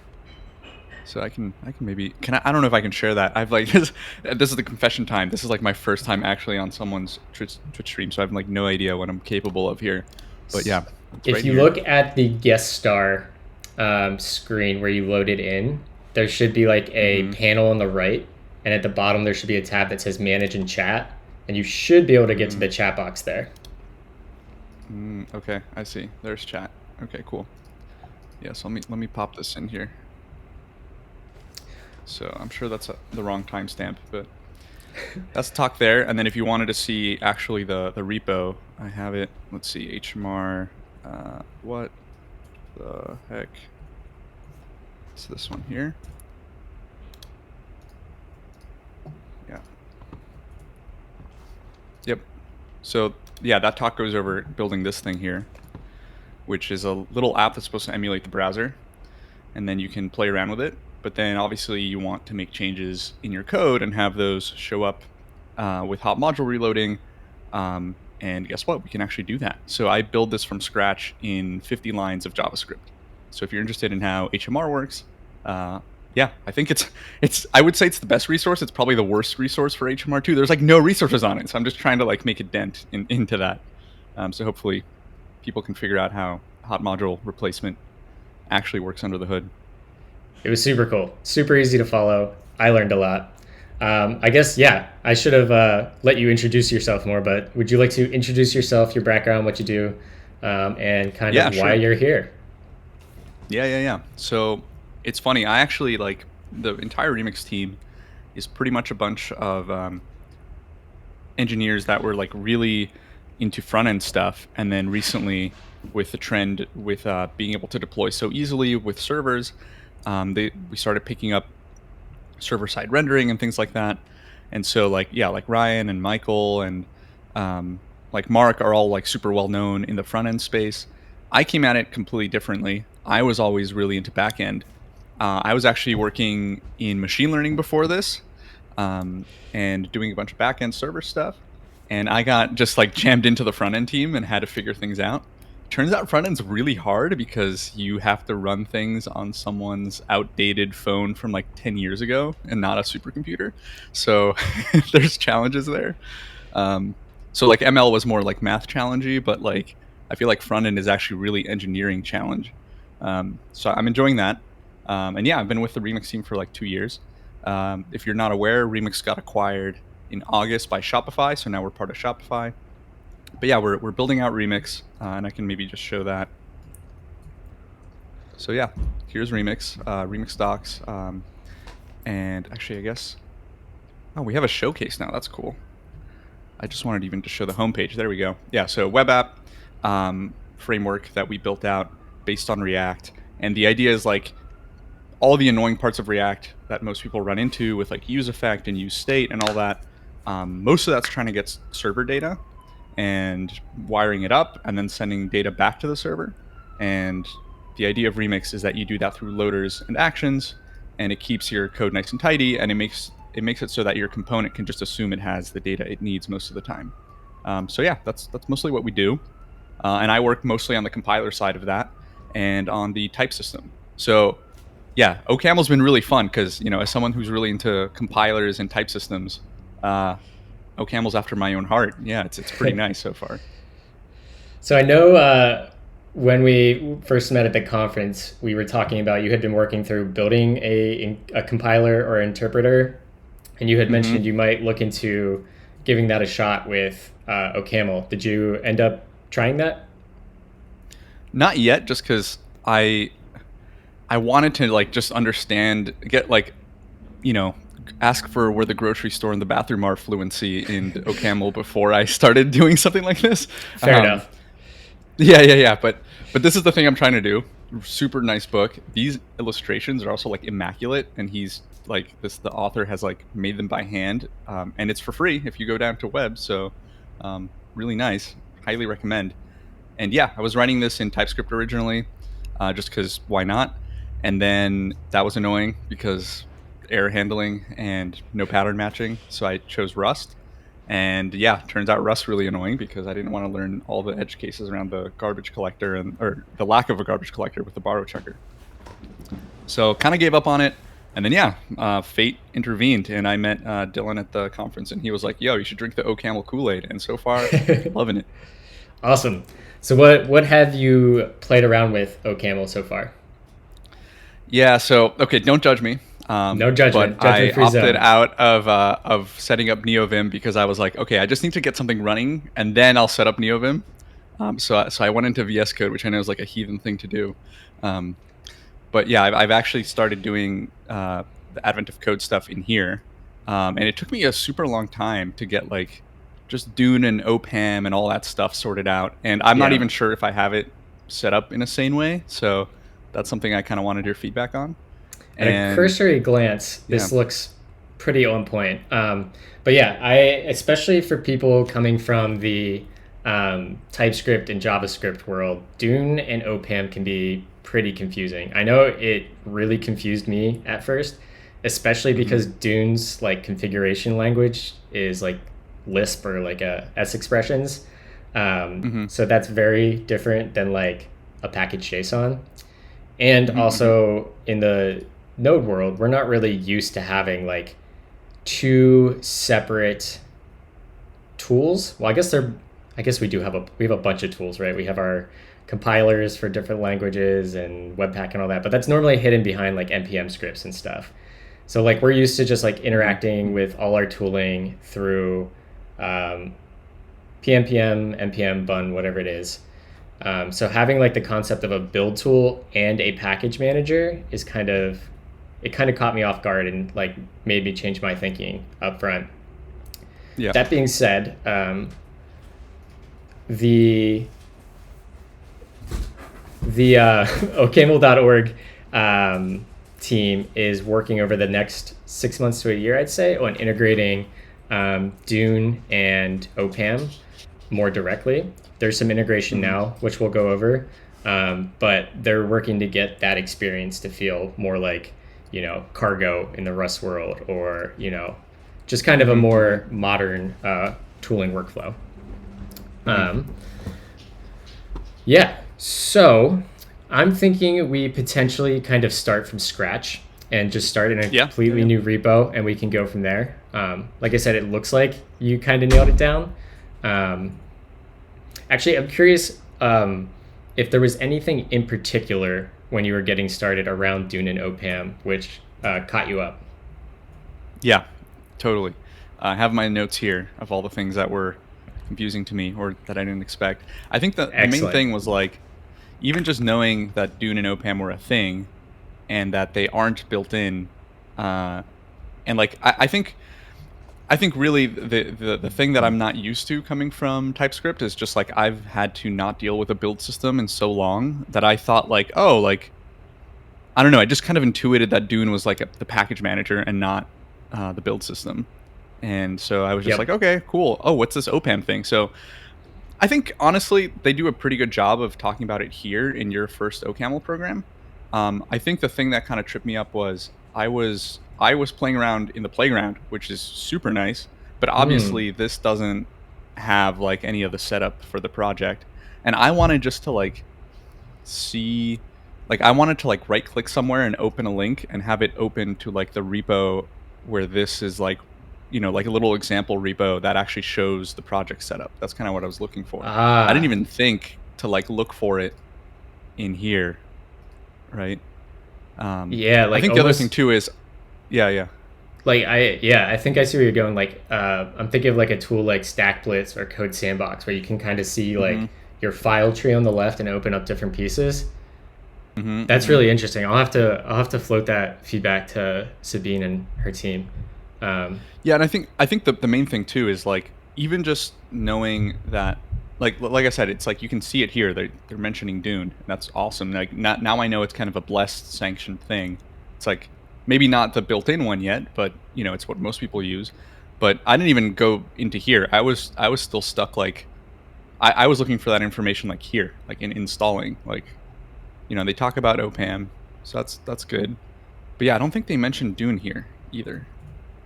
I guess I don't know. Maybe I just need to read the docs more. I feel like I get so mad when our users don't read the docs, but maybe I'm doing the same thing.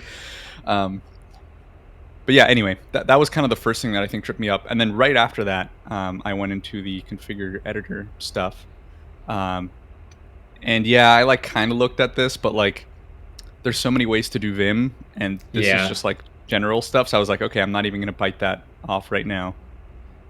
The other I thing that should tripped me have. up was OCaml format. Mm, So I went and created. I think I deleted it because I ended up not liking how it formatted things. So maybe maybe we can talk about that. But like, I think absolutely. it's like you can do like .ocaml format, and now it's gonna format things. But I didn't like the way it formatted things, and I knew that there was like a concept of profiles or like defaults or something. Yep. And it took me a super long time to even figure out that this was the magic thing I had to type in. Because I was like, is it Jane Street like that? Is it like I couldn't find this piece of text anywhere, Yeah. so I didn't know it should go in here. Um, That's also really good feedback. yeah, and I don't know. I know that Dune and Core, like Core and Base and the formatting stuff from Jane Street has its own docs, but like I didn't know that they'd had their own docs for a while, Right. so I didn't even know to go look there. Yeah.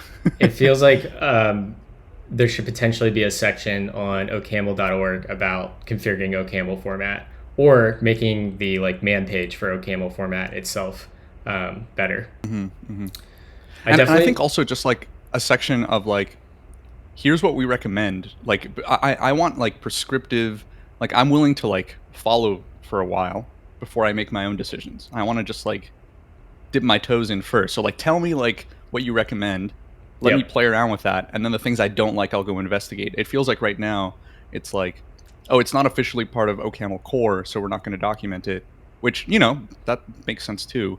But then I'm left to make all those decisions myself when I'm trying to grapple with like the language and the package manager and the build system and yep, now like this stuff. So it's a lot for kind of starting out, which isn't unique to OCaml. A ton of languages have this problem. I just think OCaml is well suited to because the language is so nice. You don't have to convince me there. So yeah. This is great feedback. In fact, I might even take a shot at writing some docs based on that. Especially, I think we need better information on how to configure NeoVim. If we have time at the end of the stream, I can help you get through that because I know we hmm both use hmm NeoVim. Um, hmm cool. Um, yeah. I guess should we just dive into it? I'm sure things will come back up as we like do it.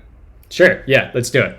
All right. So to get started, we're gonna run Dune init project and then give it a name.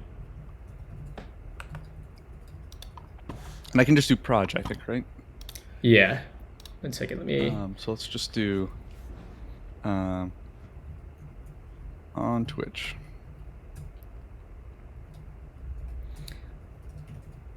All right. Cool. So we're going to stay in the CLI for now, or you can open your terminal in wherever you want to work in your terminal.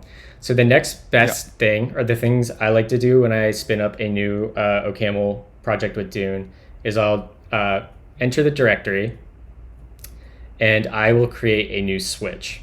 Do you understand what a switch is at this point? Yeah, I did a lot of Python stuff for my old Okay. job, so this feels familiar. So for those who are watching who don't know what a switch is and why we want to kind of set that up from the get-go, as we've already alluded to, we have these two tools that we have to use in the OCaml ecosystem. We have Dune, which is our build tool. It essentially pulls in all our source files and compiles it down to binary or bytecode if you want, or in the case of Melange, JavaScript. And then we have OPAM.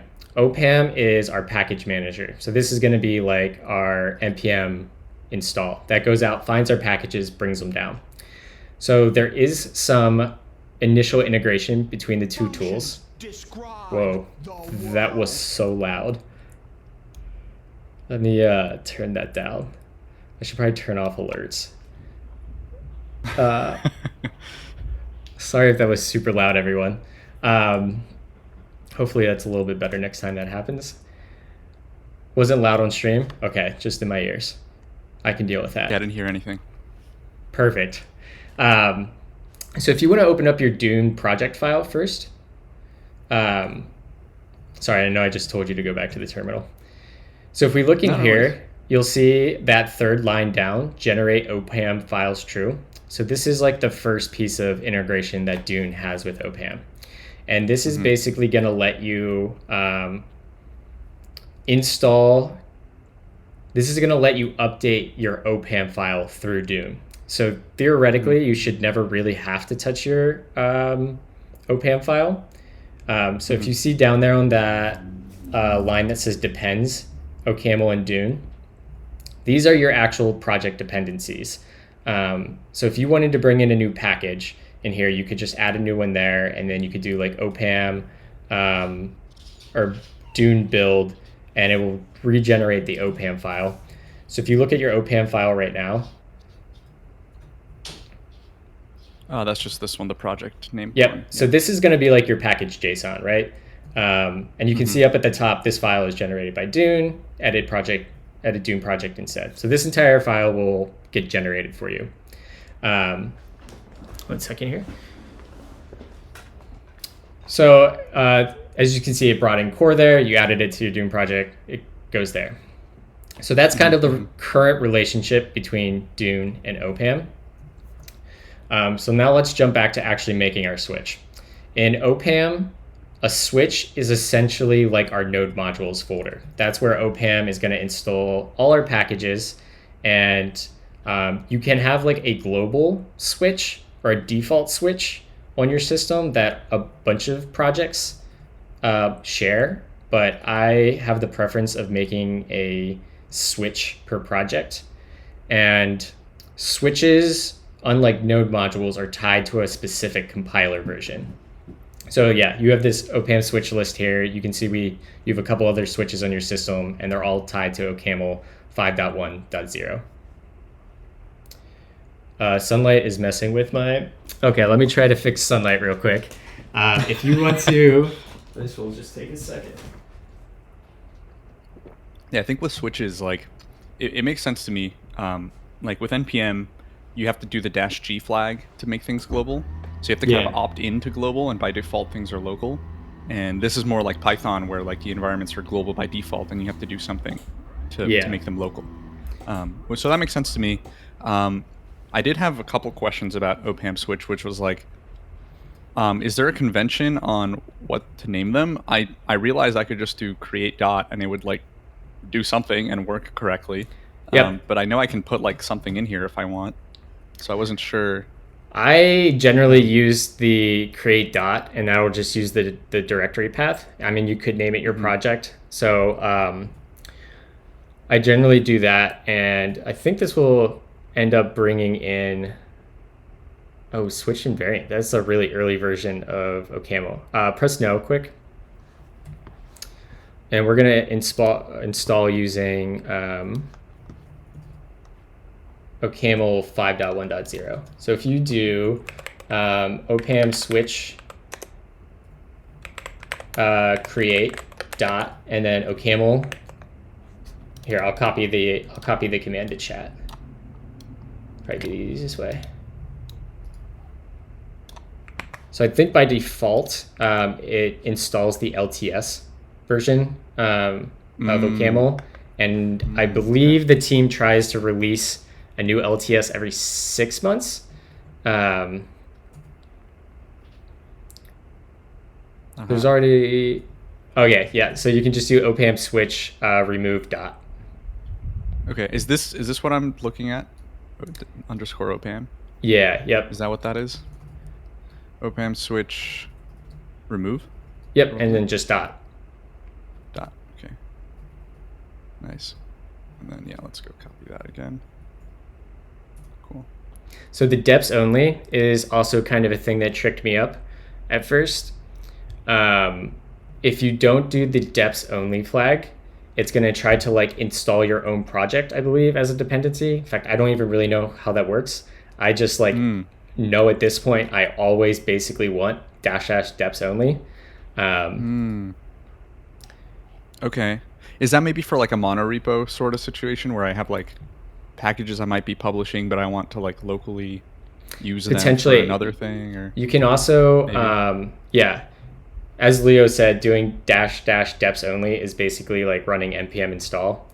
I'm assuming that if you exclude that flag and it builds your project, it might be for the cases where you're building like a library or an executable that you're going to publish or something like that. I've never actually done that, but that was something else actually that tripped me up. Was like, we just built this with proj, which it took me a while to realize it defaults to building an executable style project. And because I saw lib and I was like, oh, like it's building, like bin is going to be where my executable is, but maybe lib is like where my publishable to OPAM like packages. And I didn't realize that this was just like, oh, where you put the shared stuff like for your bin. Are you familiar with Go at all? I played a ton with it, but like, man, that was like 10 years ago. Yeah, okay. So it's been a while. I'm trying to think about the best way to maybe explain this for the viewers.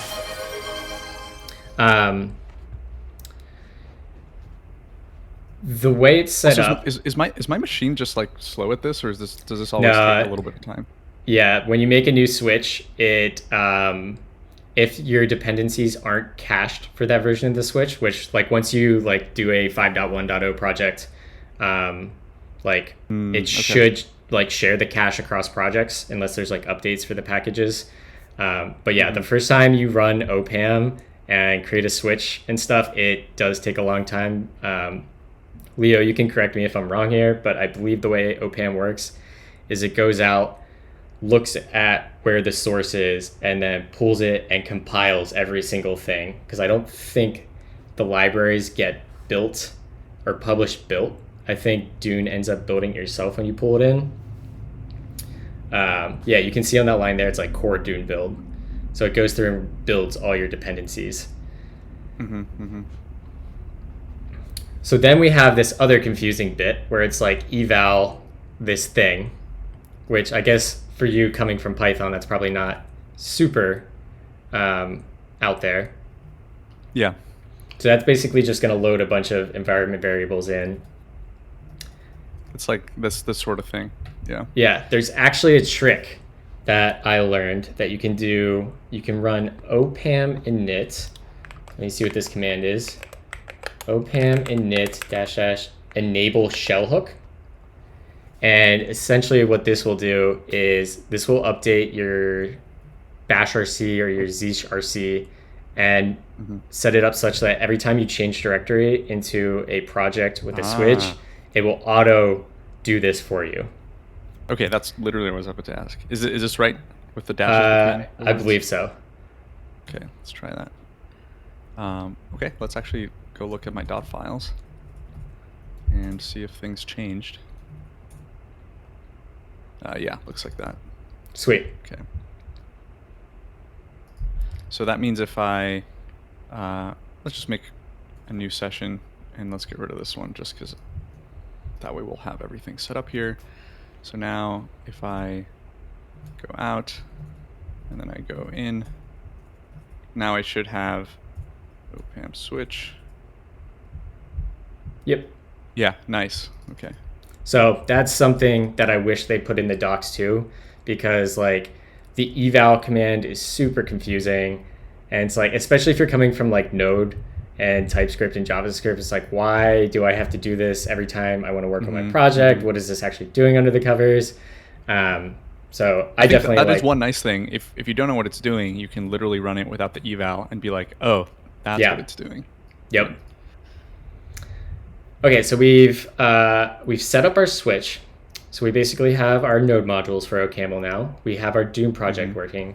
The next thing I like doing is doing an OPAM install of some dev dependencies. So what I normally Actually, one quick question. If I look at Switch, you were saying that like by default it installs the LTS version or whatever. So this is the one we just made. And then I think the other projects I have do have 5.1, but it's not base compiler. Is that meaningful at all? I actually don't know what the difference is. I don't know what base versus 5.1.0 is, to be honest. Leo, do you know what the difference between those two is? That would be why then OPAM switch create took a while, because it used it recompiled everything with OCaml base rather than 5.1. Maybe it's an alias. I'm not sure. Okay, something That'll to know. be. So I like running this next. And this is going to install a bunch of dev dependencies. So your LSP server, OCaml format, ODoc, and UTOP. At the moment, OPAM does not, or not OPAM, Dune and OPAM together do not have the concept of dev dependencies. We had that like depends thing, and you just throw a bunch of stuff in there. And it's not the convention at the moment to include things like the LSP and the format in the project dependencies. However, OPAM 2.2, which is in alpha releases or beta releases, it should soon be out. There is a feature that will let us have. We can mark dependencies with -- with dev setup, I think it is. And then it indicates that that's like a dev dependency and it's not going to get wrapped up into your binary and things like that. Okay. So that should be coming soon. Also, a nice improvement coming. But for the time being, it's kind of convention that you install these on your own. So I'll talk through what... actually, before I install them, shouldn't I just be putting these into the Doom project and then running Doom build? Is that a better way to do it? So that's kind of what I was trying to get at, is that like it's not convention to put these dev dependencies in your depends. So we're just getting section. around that. Okay. Yeah. So for chat, OCaml LSP server, this is what's going to give your code editor feedback, autocomplete, errors, things like that. OCaml format is going to work like prettier. UTOP is a interactive REPL, so we'll be able to launch like into a REPL by doing Doom UTOP, and it will automatically load all your dependencies into it, so you can play with your code that way. And then ODoc is a really, really cool feature of the OCaml ecosystem. If you write comments prefixed by like OCaml's comment syntax is like parentheses star and then your comment end. If you do parentheses star star, it is parsed as an ODoc comment. And if you document your code using ODoc comments and then run ODoc, it will completely generate like a ton of documentation for you, spit out a nice HTML web page, and that will get published to OPAM with your tool. So when people go on OCaml.org and look for dependencies, that will be published there. Nice. Yeah, that is one feature I really, really love. Okay, so this is installing.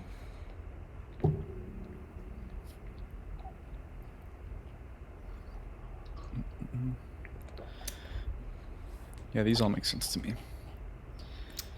Yeah, it's funny because like in JavaScript land, I'm so used to installing a mazillion tools and wiring them up myself, and I'm just used to like every other language not needing to do that. And obviously, like I said, every language has one or two things. Like Python has virtual environments as well and things like that. So um, nothing too crazy, but yeah, just getting to know which ones those are. That can you, Okay. did you lose that output? Yeah. So this right here, this OCP indent thing, I hate that this is the output from installing one of these dependencies, because I don't use this at all to configure Vim, and like I don't think this is super helpful if you configure the LSP, because it's going to do. I think OCP indent is like a older way of doing like literally code formatting for OCaml.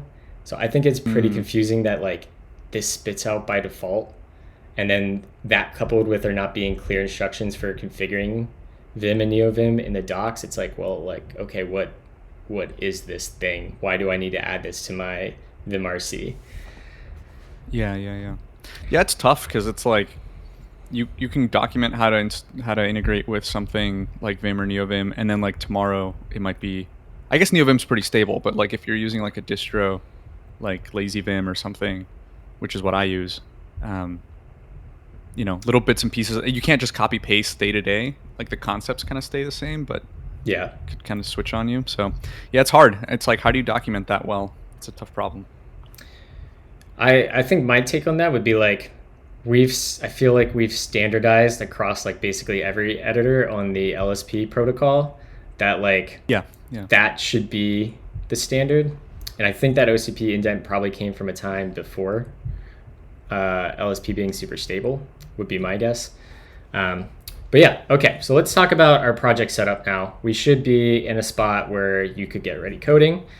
So when you start a Doom project, we get this bin and lib directory.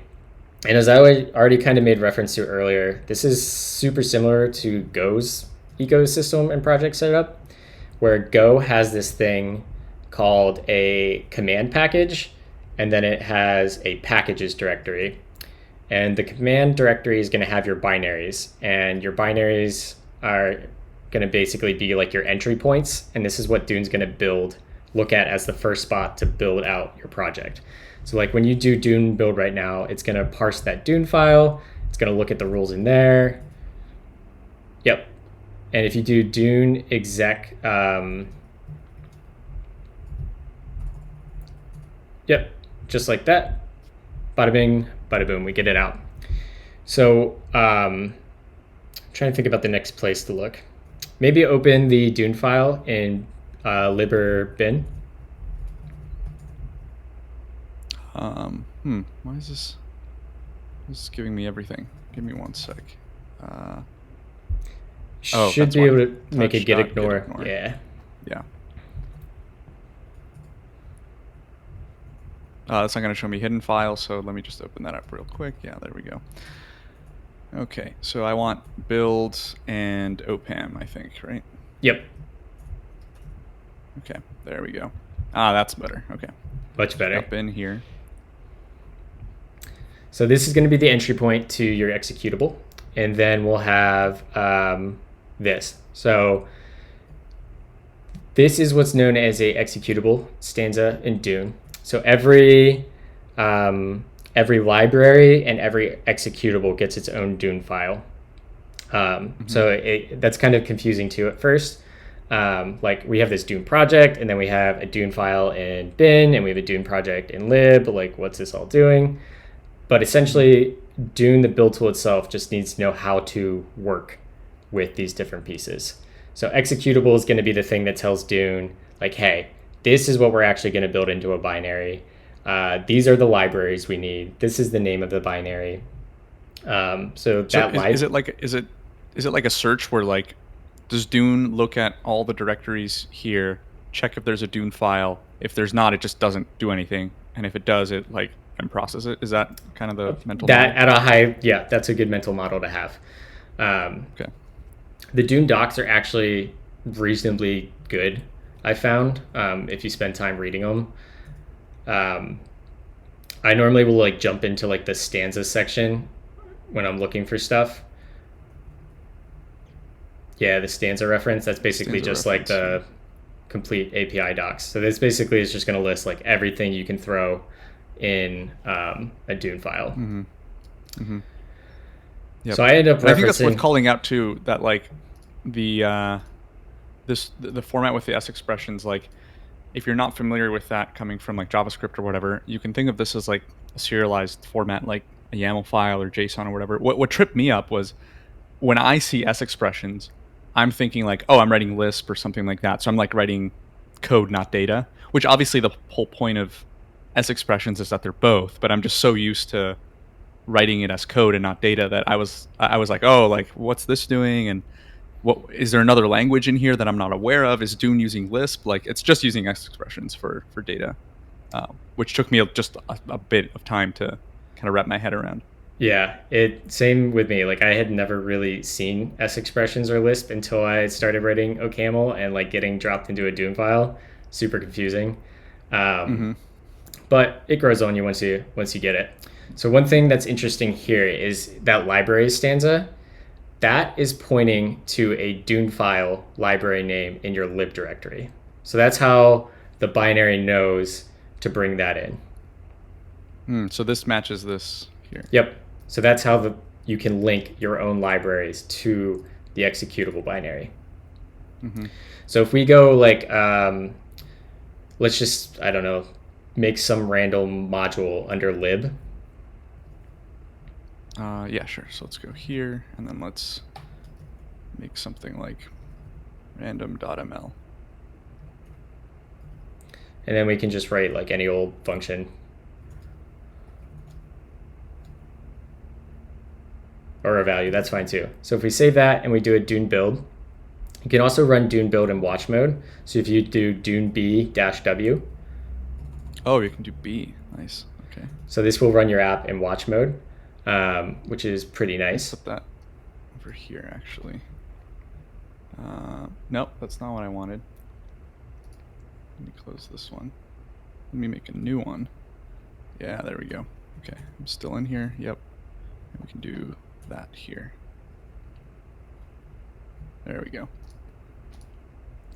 So we're built successfully, and if you go back to your main file now, you should be able to reference that by on Twitch, like replace just like hello world, and you should be able to do on Twitch, which will be your library name. It should be capital, sorry. It'll make libraries by default will have a module like entry point. Yeah, you should be able to do double caps like that.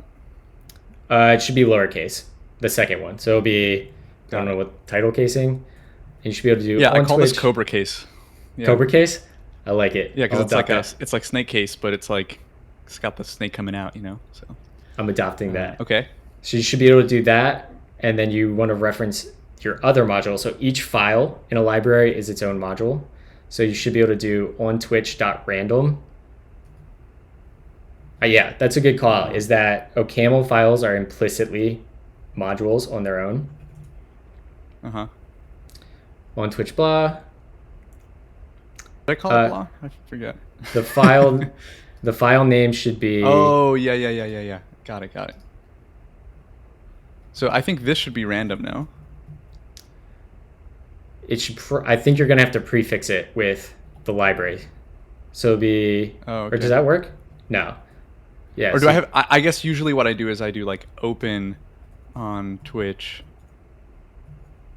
and then I can just reference it without the dot. Is usually what I do. That should work. I'm actually confused why that's not working. Expression is type int, but expression was expected of type string. Oh, right. I'm doing this. Yeah, there we go. So now I can do like Dune exec on Twitch. Yeah, there we go. There we go. Nice. So Okay, so I could have written this as on Twitch explicitly here. Right. Exactly. That's what you were saying? Okay. Yeah. So maybe another useful thing would be making a second library, just to show how that can work. So if we go back to the libs folder, and let's make another directory in there. Another directory. Okay. Within lib. Yeah. So the way I generally set things up is I'll have libs, and then I'll put like a bunch of parent or not parent, child libraries underneath that. Yeah, and then make a Dune file. Okay. And then let's make other/Dune. And then you can copy your other Dune file into that one. From libdune, this one. And let's call this, I guess, other.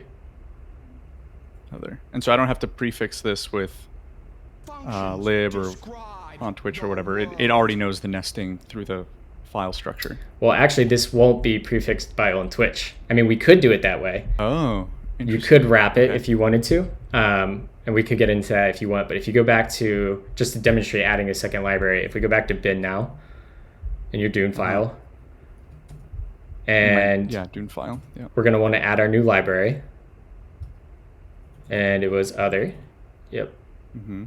And then if we build, we should be able to do other.thing.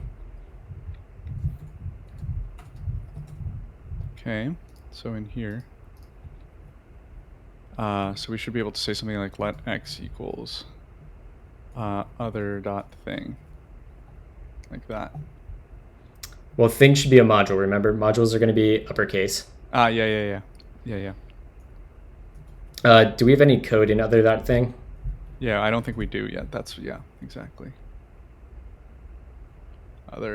So here, if I go to thing, let thing equals hello thing. Okay. And I have thing. Do I need to build again just to get that? I guess this is why I would want to have it be in watch mode, right? Don't think you're saved yet. Yep, correct. So that's just saying it's unused. But that basically correctly referenced it. Another useful thing is you can ignore warnings like that. So if you want to ignore like unused variables, you can go to the top of your file and open up square brackets. And you'll do 3 ats in that. And then spicy. Yeah, OCaml.warning. And then you can just put you'll do -32. And that's because this is 32. Yep. So that basically just like ignore warning 32. I do this all the Okay, time. and then when I can chain more. Yeah. Yep. 2 other warnings in here. And yeah, okay. And there we go. Cool. So that's how I kind of do that. I can't just scope that to this line. Can I put this like here or something? You might be able to by doing like at. So like I believe this is using a preprocessor, and maybe one at. Okay. There's different ways of like, there's semantics between the symbols at the beginning of it and how it's like scoped to like either globally or a particular line. Okay. Hold on. Nightshade says I'm dropping frames. OBS tells me I've got a 0.1% frame drop, which is pretty good. I'm at 60 FPS. Seems like I'm okay. And then plus... I mean, maybe it's just that NeoVim is so fast you can't see everything, you know. Facts. Cool. Well, so that's like at its core, kind of like how to use libraries and are executable and how to bring things in. Have you learned about MLI files yet? Yeah. Okay, so let's make one of those. So let's go into like random. I've got blah, and then so I can make a interface file for this specific module. Do you guys call them modules or files, or what's the term? I would call them modules. So every file is implicitly a module, but we also have module syntax where you can basically have child modules. Yeah. You can have multiple modules in a file. Oh, Yep. That's so nice. Okay, Cool. So yeah, I could go into here and I could say something like, I forget the syntax here, but I basically want to say something like blah is a string, Yeah, so like that or in something. what is the word for this? Signature. It's like the signature language, I think. Someone correct me if I'm wrong, but you'll do val, Val. Yeah. val blah string, and let's see what this is mad about over here. Yeah, it's not a string, it's an int. Yep, totally. Boom. And so you can also do cool stuff like this. So let's in module.ml. Let's do module. Let's make a new child module in here. Inside of Random. lib? Yep. Yep. Yeah, okay. Rather than in the MLI, let's go to the actual module file. Oh, like, yeah, sorry. I keep thinking of modules as files because of JavaScript stuff. But yeah, okay. You want to just go into, oh my God, what did I do? Yeah, that's fine. Okay, cool. So you want to go into this guy here. Yeah. Yep. On the next line, let's do like module and then give it some name. Okay. And then we can say compile it. struct end. And then in there, we can say type T. So that's kind of like a really common convention, is to give like every module like what is the type of this thing we're working with. So here we can say it's like a type T int. In Sorry, go- in JavaScript, I usually like I know like this isn't good for perf, but for small projects, I sometimes will do something like import star as blah from blah, and then I'll say I don't want to say like blah blah, like say the same thing twice, like if Yep. this was the type within the module. So I've actually like defaulted to calling it .t, and this was a nice coincidence, and I was like, oh, like OCaml just like likes the convention I already use for TypeScript, which is nice. Hell yeah. I've actually Yeah. even started designing like my TypeScript like in a module approach where I will like, if I have some type, I'll do like const blah, and then I'll put a bunch of helpers on it. Like I'll put a constructor for an object on there, type utilities, and then I'll also name a type the same thing as that object I export. So like super similar to what you're saying. But that again is like one way that OCaml's influenced my TypeScript. Yeah. So let's do like add a print function, I guess, that is just going to do like print end line, and then have it take a T as a argument. Oh, like let's just call it like something else just to be clear. I guess it's like that, no? Yeah, that works. I think you might have to wrap it in parens. Yeah. And then you can do int to string or string event. I forget which one it is. And we can print that. Yeah. Yeah, that's interesting. Do you use string event? I've tended to use like int.ofstring. I think that comes from... I actually just started using int of string. I've been using like string event, but I think like I've started using base and core a little bit more often from Jane Street than the standard library. Actually, we want toString here, right? But yeah. And that library basically deprecates the string event and is like, hey, no, use int of string. Or Yeah, that's toString. kind of the other thing too, is like just even learning like the basics of like I said, like asking, where the library in the bathroom is, like those sorts of things when you don't know that, like, should I be learning that without base? Or does everyone just like use base for serious projects anyways? Should I just start learning that right away because it seems a little bit more ergonomic?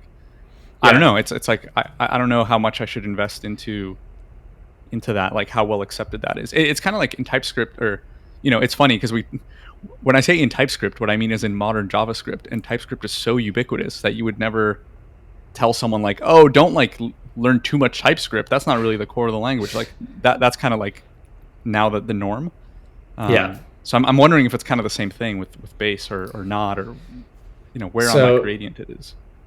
I have thoughts on this a little bit. I default to using the standard library. I actually don't mind the standard library all that much.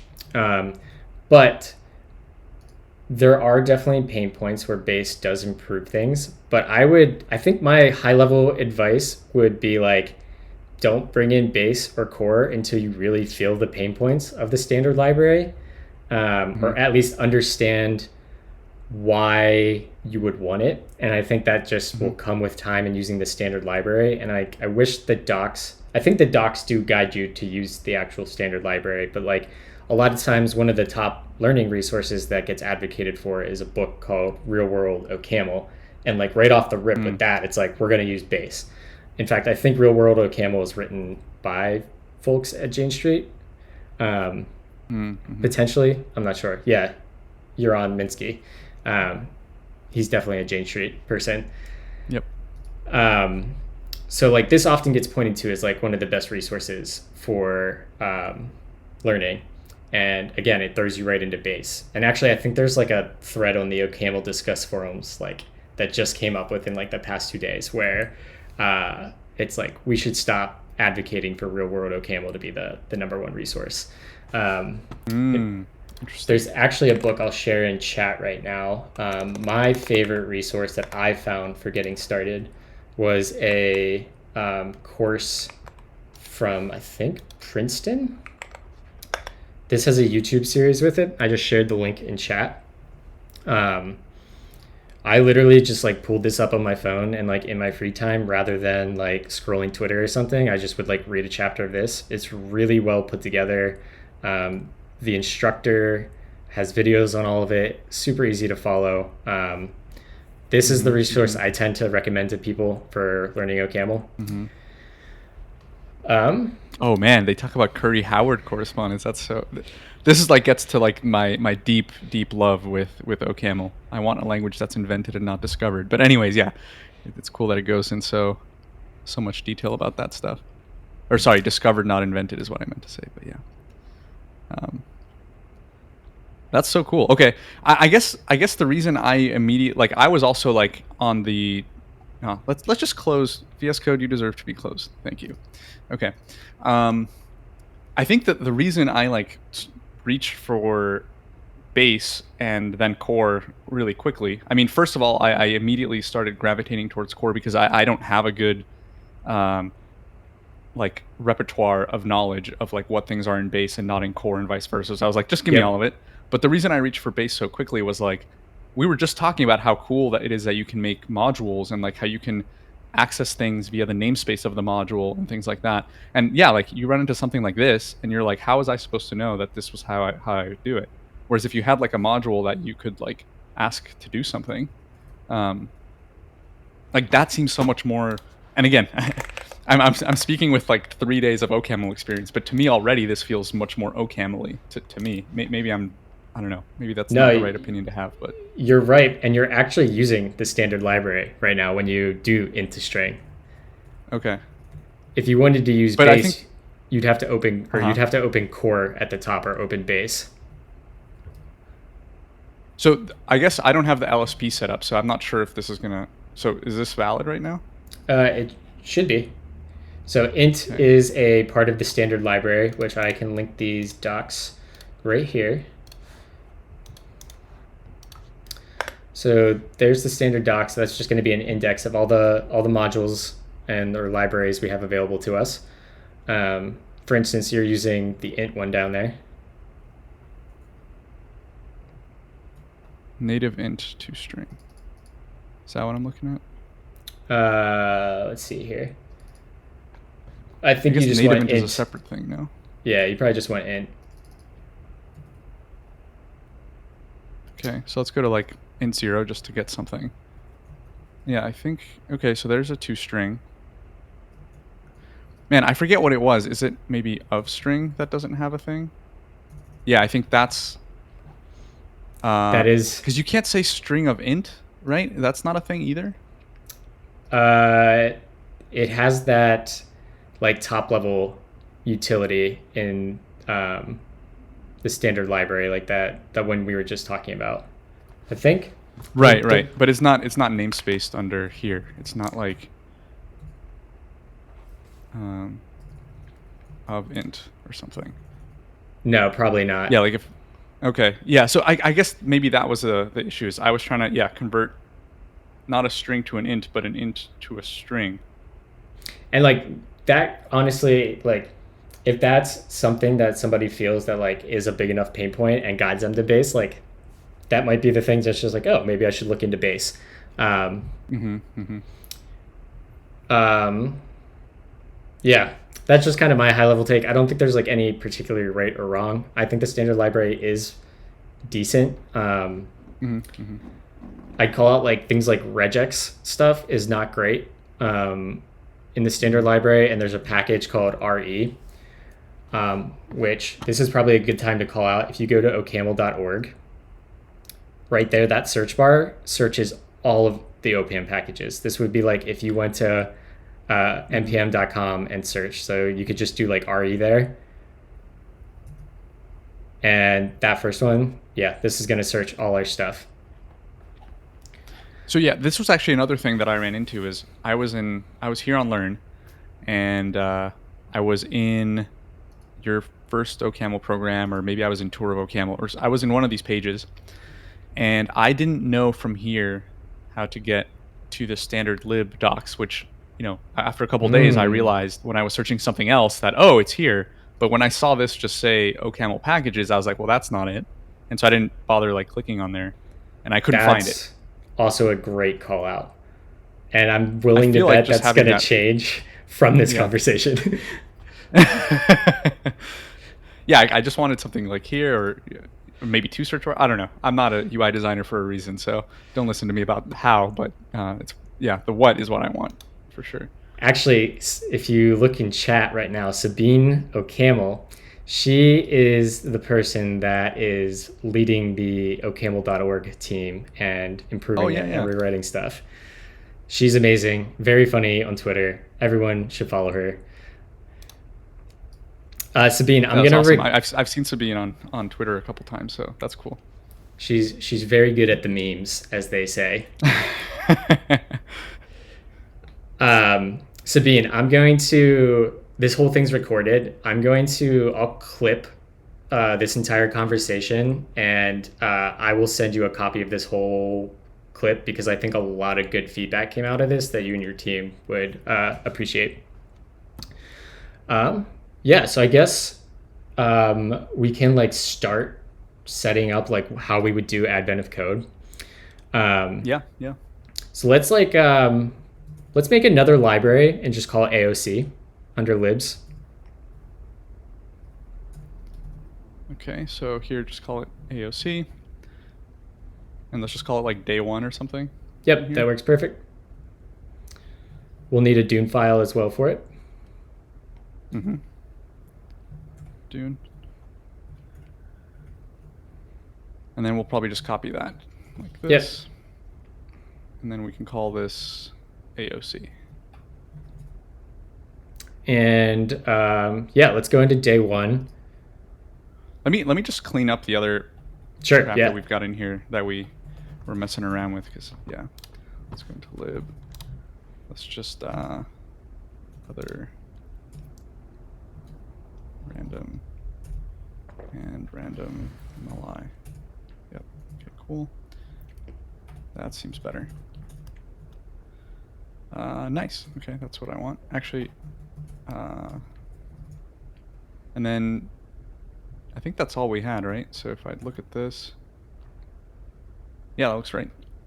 Sweet. Cool. That looks good to me. So if we go in here, I generally like setting up, like when I'm doing advent of code, I make like a module part 1 with a run function and then a module part 2 with a run function. Mm-hmm. Let me just put this back to a working state for a second. Yeah, and that's actually another thing to call out is like this syntax here. So like there's like a entry point, like usually like in TypeScript or JavaScript or whatever, you could just write code and it would just execute, which you can also do here if I understand correctly. This is just like a convention to be like explicit. I think you need a top level. So this is basically saying let unit equals print end line. Like we're assigning the value of our expression on the right to a unit. which that print end line returns a unit. So like if you returned like a string, you couldn't assign a string to a unit. In OCaml, unit is basically like the same thing as void. It is like the absence of a value. So can I not do something like just like this? I'm actually not sure. Let's try building and running. And then let me bin dune. We don't want other anymore. That's not a thing. And there we go. It looks like it builds. Yeah. So when I have build running, do you have like another tab open where you're running exec, or do you like stop building and run exec, or how do you do that? The projects I've been working on most recently don't lend themselves well to running my build. Well, I run the build in watch mode, but then I am like compiling JavaScript, so I'm actually like running like Vite to watch the output. I'm running like a dev server with Vite. But you can also run exec in watch mode, which I think is just dune exec main -w, and then it should like rerun your actual executable every time you make changes. Oh, that's so cool. Okay, and do I need to say, I forget, what's the syntax here? Just main? Yeah, -w. Or sorry, it's the public name. I'm sorry, it's on Twitch. Yeah, okay. On Twitch. Yep. Oh, there's your output. Cool. Nice. There we go. Love it.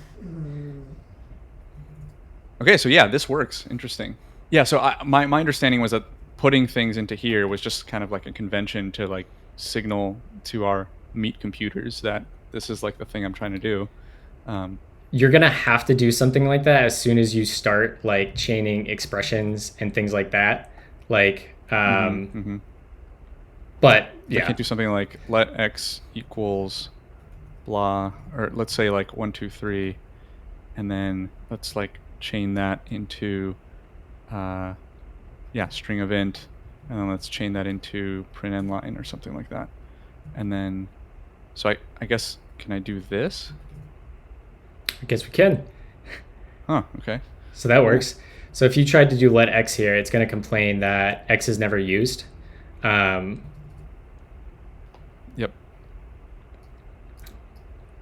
Again, we could put the OCaml warnings at the top, or this is where I'll normally like assign to like an underscore.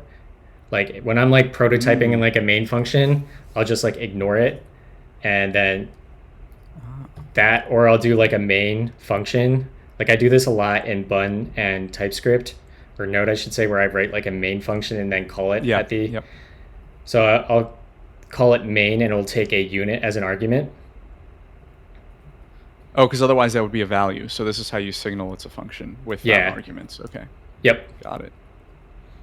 And then after this block, I would just come down and do like main unit. Sorry, you have to assign that to something. So like let underscore equals main. Yeah, okay, and then I can do underscore so I don't get complaints. Yep. So I'll do stuff like that. Yeah, I do this all the time in JavaScript, especially with CommonJS, since you can't do top level await. Yeah. I'll do that all the time where I'll make this thing asynchronous and then call it, because that's the only way to get awaits in here. Yep. Yeah. Okay. I feel that. That's why I've started using like Bun basically for like all my like one-off scripts or side projects. We get top level await, like don't have to worry about that. I mean, Node has it now. It's just you got to be on ESM, which, I mostly am, but there's a couple things. Yeah. Anyway, we all mostly are. Cry. I do not envy like library and framework maintainers having to deal with CGS and ESM stuff. Like I had to deal with that a little bit when I was working at Formidable with Victory Charts when I was maintaining that, and it is just like the worst problem. Yep, I got it right here. And it's like, hey, did you check this? Did you check that? Did you check this? It's like, it's like so many things can go wrong. And this is pretty cool though. There's this thing called Publint, and you can like, let's see, do I have anything in my history for Publint? No, but you can do something like at doc search, what was it? Doc search React.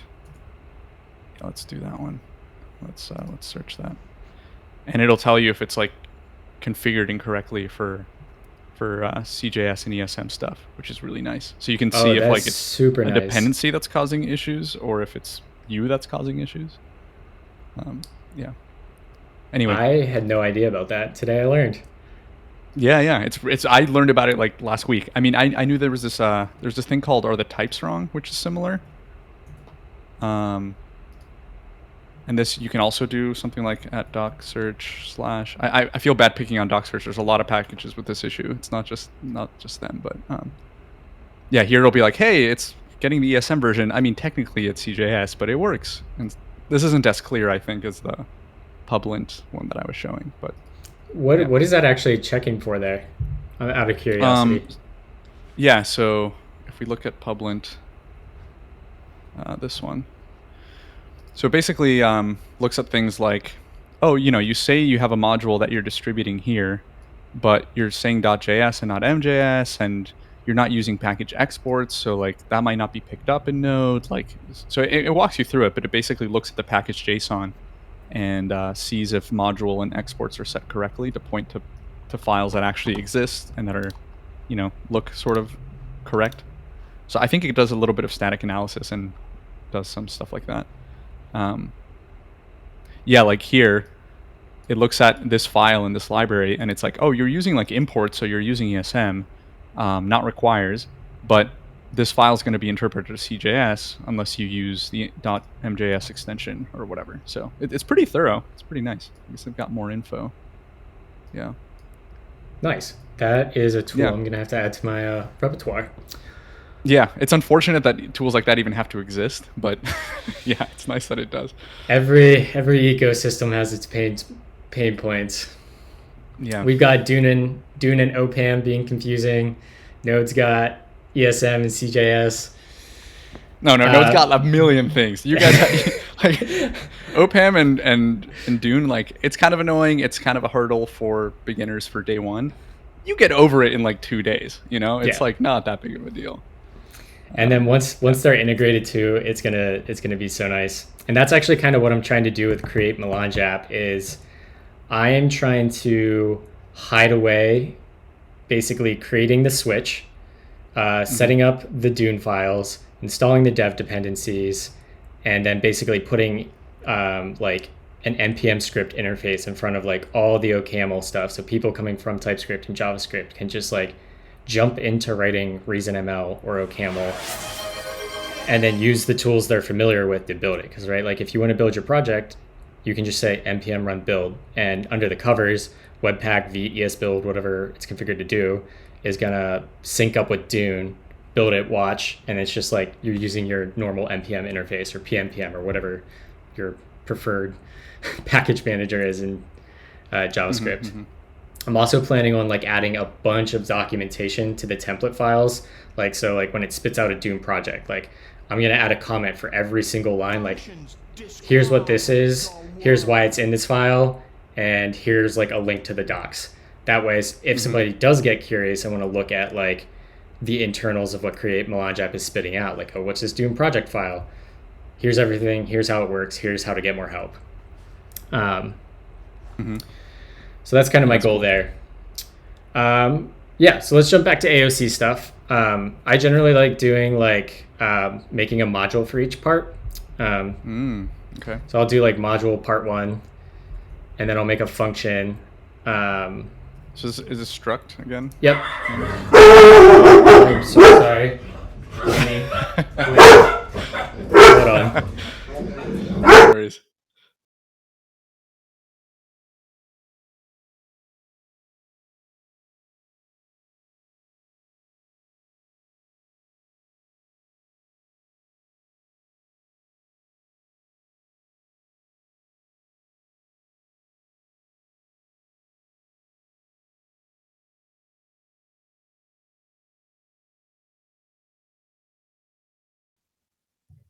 Okay, sorry. My house is like a like a dog playground. Sometimes I have 3 dogs. I have 2 golden retrievers and then a small dog. And then we also, because Justine's my significant other, we both work from home. So like we we were doing Rover for a long time, but then we got like we have like 4 or 5 clients in our neighborhood, and like we just watch our neighbors' dogs now and make a bunch of extra money every month. So we have like 4 to 6 dogs here on any given day. So it could be a zoo. That's kind of fun though, because like, yeah, I've got a dog, and it's like, I sometimes want him to have like friends over, you know. I will say, totally off topic, but I will say, having 2 dogs, in my experience, is easier than having 1 dog. Yeah, that's what I tell my wife, and I have to do a little bit more work to convince her. But listen, Justine and I volunteer for a golden retriever rescue down in Raleigh. So if you guys want to adopt a golden, we're your people. Mm-hmm. Okay. Right now we're like so into like we think our dog is big, but he's like 40 pounds. So anyway, we can talk about dogs for like 5 hours later. I don't mean to derail us. Cool. So let's make a run function, and we can just make that take a unit, I guess, or input. That works too. No, that makes sense, because it's like I was previously doing this thing where I was like, you know, this takes a string and returns a string and does stuff, but I think it's nicer to just be like, it does the whole thing, because then you can like encode the actual like file path in here. Yeah. Right? I actually, so like the first thing we'll want to do is we want to read a file. All right, we're going to want to read our input. This is the other reason I reach for base and core. It does have a much nicer API for reading files. Yeah. It's like read all or read lines or what. Oh, I forgot there's read lines. Yeah, okay. So let me see how I did this in my Advent of Code thing. I wrote a utils for this. Where was I mean, like, this? I think in a real world scenario where I wasn't doing this on stream with you, this is literally the point at which I would install. Is this in base or core? I don't even remember. But I would install one of those two and just like move on, because it feels to me like, especially in the spirit of like Advent of Code, like if I'm trying to get on that high score board, I'm not going to write a read lines utility. You know. That's actually what made me start using base more, was Advent of Code this year. Is like it has way better string parsing and string manipulation functions and libraries in it. Yeah, it makes me sad, because I don't want to take on the complexity of like something like such a all-encompassing library just for no good reason, but I feel like this is a good reason. Yeah, 100%. AOC, I use base in AOC. In fact, I use core to get some of the other data structures that come in. So someone called out in chat that core is a superset of base. So core has everything base does plus more. Oh, I already put core in here, so I guess I can just do that. So I guess this is actually a good exercise. So let's say I wanted to add a dependency. So let's say I go into Doom project. Let's say I want to just use base. Yep. I would do it there. Yep. And I would save that. And I guess this is where I would want to be running Dune build, or does Dune exec do like a build implicitly? So right now the way Doom works is when you make a change to your depends here, anytime you run any Dune command, it's going to look at that file first, and it will regenerate your OPAM file. So if you looked at your OPAM file right now, you would see that core is gone and that base is in there. Yep. Oh, maybe not. No, wait. Not yet. Let's try getting out of watch and run Dune build. That should update it. Dune build. That still might have done it. Sure. Yeah, so now let's go back here. And let's go into OPAM. Yeah, there we go. Now it's got base. Okay. And so then what I would do is I would go to the place I want to use it. So the library I'm in is this one, and I'd go to the Dune file there. And in then here, I'd have to add library. Yep, exactly. Base. Like that. And, and now I can import it. Yep, you should be able to go up top, open base. Nice. And now you have the base standard library. Okay. Do I need an equals here or something? Is that what's... Oh, yeah. Yep. Okay. Cool. So then you should be able to run this. You should be able to reference it from your main.ml. Or you can do that. Yeah, whatever you want to do here. I was thinking just like make a pass through real quick that just like prints out the input completely. I forget, does concat take a character? I think it does, right? And then we can say something like, what's the nice way of printing things here?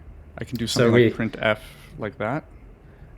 So like the popular library to do it is FMT, but you can do printf. That's a module. Well, actually, this might have just worked. Well, I don't know if you're getting feedback from your LSP here on diagnostics. I'm not in here. Yeah, I haven't set up any NeoVim stuff, so yeah. Okay, you can do printf, capital case, and then printf. Oh, I see. Printf, capital case, dot printf? Yep, like that, and that should potentially... I feel like I've been using it just like... I think base might have it also, which is why I don't have to... Oh, interesting. Maybe it does. I'm not as familiar with base. So then in here... Okay, and then here, yeah. You'll want to add your AOC library if you already haven't. Yeah, AOC dot, and then day1 dot run. Check your Dune file. Yeah, that makes sense. So here I need AOC. And it'll probably be capital A. Oh, maybe not. Oh, maybe and lowercase OC. I'm actually not sure if that's Seems how like it likes both. Maybe. Yeah. Okay. Interesting. And then yeah, I guess you were right. This isn't. I need to be explicit here. I feel like I wasn't. Oh, maybe core has it, and that's why I'm used to it. Yeah. Unbound value. Okay, and now so this that's has gonna to be a string. Right. Just read all. Is that the issue? Is this in core? This is base. So base has in-channel read lines? Okay. Let's see here. Yeah, this is where I wish I had my LSP set up, but yeah. Do you use Mason? Or how do you configure your LSP? I can show you how mine's set up. So I don't have Mason auto install OCaml LSP. This tripped me up real hard when I was configuring NeoVim. I use Mason for most of my other LSPs, and Mason will essentially go out and install LSPs for you. But you actually want to use the LSP binary that's installed in your local switch, so it matches the compiler version. That's just like like Rust has this issue too, where you want to use the toolchain version of the LSP that comes with your installation. You don't want to use like some other thing. Yeah, let me grab a link to my lsp.files real quick. So while I'm doing that, I think like, yeah, like, I don't know, like I do want to install, oh man, this is the wrong thing to open up. I wanted to be here. I do want to figure out how to set up NeoVim with OCaml. Do you think that's like a quick thing to do? Should we do that like some other time? What do you think? Can you pull up your LSP configuration? We might be able to do it really quick, depending on how similar it is to my setup. So I have like, I think I don't even have any LSP thingies like at all, because I just rely on, oh no, I guess I have Astro stuff set up. So yeah, the way I'd usually do it is I would say something like OCaml.lua, and then I would just like, since I'm using LazyVim, I can do this kind of piecemeal wherever I need it. Can you pull up your Astro one? Yeah. Astro. So I've got this. I guess that's just for LSP config. I don't know. So we can use LSP config. So we can copy that same block. And and rather than Astro, we can reference it by. Oh, am I missing? I'm missing a. No. What did I do here? Is this just not formatted for some reason? Yeah, maybe my Lua stuff is not set up correctly. Astro function. There's the end. Oh, it's because I need the return. yeah, okay. Return this, and then here. There we go. Okay. Now you should be able to return. You should be able to set up replace Astro with OCaml LSP. You mean like here? OCaml Let's LSP. see here. Just one word. Let me look at how I have this set up because I don't use lazy for this. Let's see here. Name, setup, capabilities. Yeah, man, this is the sort of thing where I like completely forget how to do it. Invest like a weekend, learn it, set it up, and then forget how to do it again like in a week.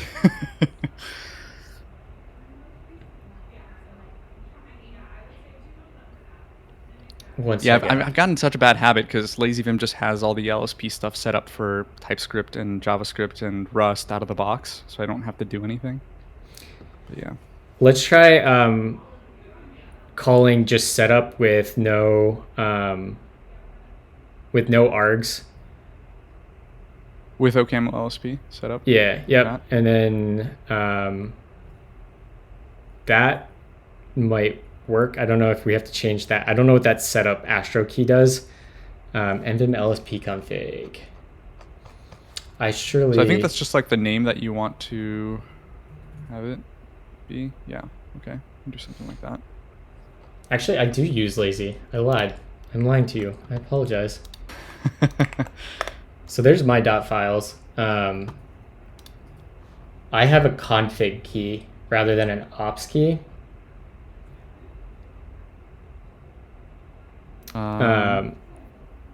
If you scroll, so this isn't like a lazy plugin. Yeah, line 21. So I have a config, and then if you just called LSP, that same require LSP config dot setup.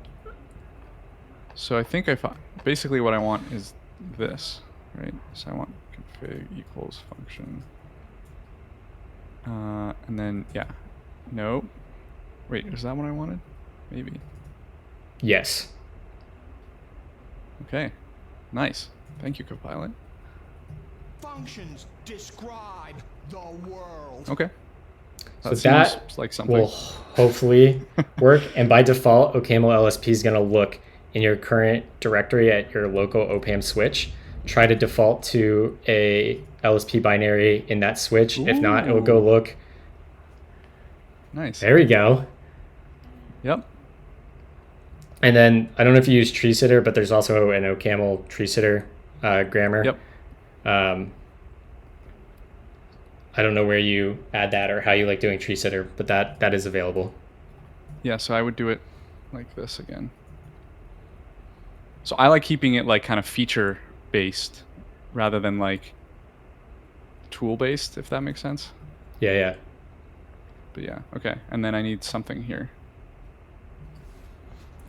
Let me go. So you have something in here. Let's see. Tree sitter. My tree sitter stuff's going to be in another file. Yeah, over here somewhere. OCaml interface, ensure installed. In fact, you can probably from the command line do ts install sync and then OCaml. Obviously, that's just for a single session, but I think I just want this, no? Like just with OCaml in it. Should work. Let's try it. Okay. And let's put end here, and then let's go in here and config setup. And I guess this is the issue, though, is like I've been letting tree sitter. Like if I call setup once and then at LazyVim is calling setup somewhere else, is this gonna override the other one, or is this gonna like constructively interfere and do both? I don't know enough about LazyVim's loading to say for sure. I only just migrated to Lazy as a package manager like a month ago, and I had a lot of help in switching over my config. It's something I need to spend more time with. Yeah. So. Yeah, okay. Modules, sync install. Okay, let's skip tree sitter for now. I can figure that out later. Cool. That's fine. We at least got some autocomplete and diagnostics. Yep. So yeah, so I've got in channel read line is not a thing. Did you mean fold lines? Isn't this a thing? I thought read all was a thing also. Let's go look at the base docs. Base OCaml. I'll go look at core in the meantime. By the way, the docs for core and base are like really slow for me. Is that always a thing? Oh, I'm actually not sure.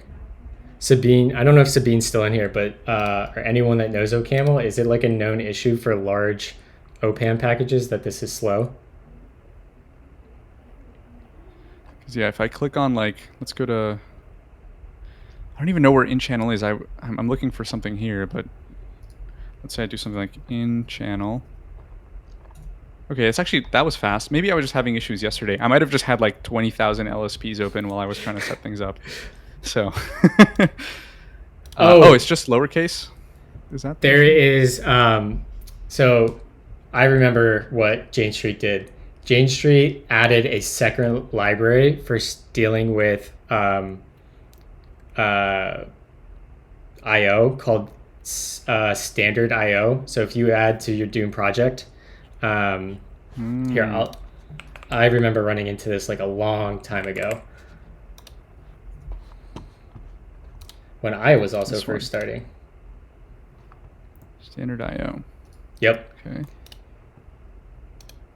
Yep. Standard IO has a top level module called standard IO and then two child modules called in channel and out channel. Ah, okay. So I'm wondering if that's the difference between base and core then, because I didn't have to install that for my AOC setup that I had already, but I just like went straight to core because I was like, yeah, didn't want to think about it. It's possible. Can you try opening standard IO? Yeah, sure. You might already standard IO. So that might come with base, or that might just be a remnant of installing core earlier. So it looks like it's finding just it. Copilot. Oh, it's not the LSP though. Yeah. So it must not come with base then. So if we go to your Doom project file, we can reinstall another dependency. We can add standard IO. And we can do a Doom build to regenerate our OPAM file. Okay. And then I can go into lib Dune. Or is not even lib, I want to go AOC Dune. Yep. Let's say standard IO here. Yep. Then here, you may have to run in, you may have to do an OPAM install, depending if it's picked up or not. Oh, it looks like it is. So like the flow when you add a dependency will be like, add it to Doom project, regenerate your OPAM file, run OPAM install. But it looks like it's already in there, and that probably came along from when we did core. Interesting. I wonder if my LSP is out of date in here. And now if I do that, I get that. If I do that, don't get that. Interesting. Okay.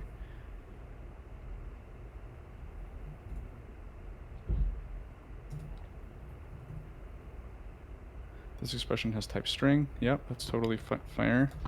Let's just say something like string.split on that. Nice. And now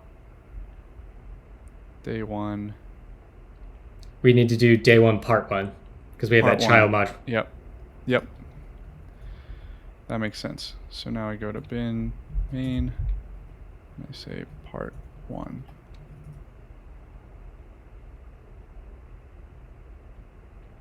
Day one, part one. Yeah. Yeah. Sorry. No worries.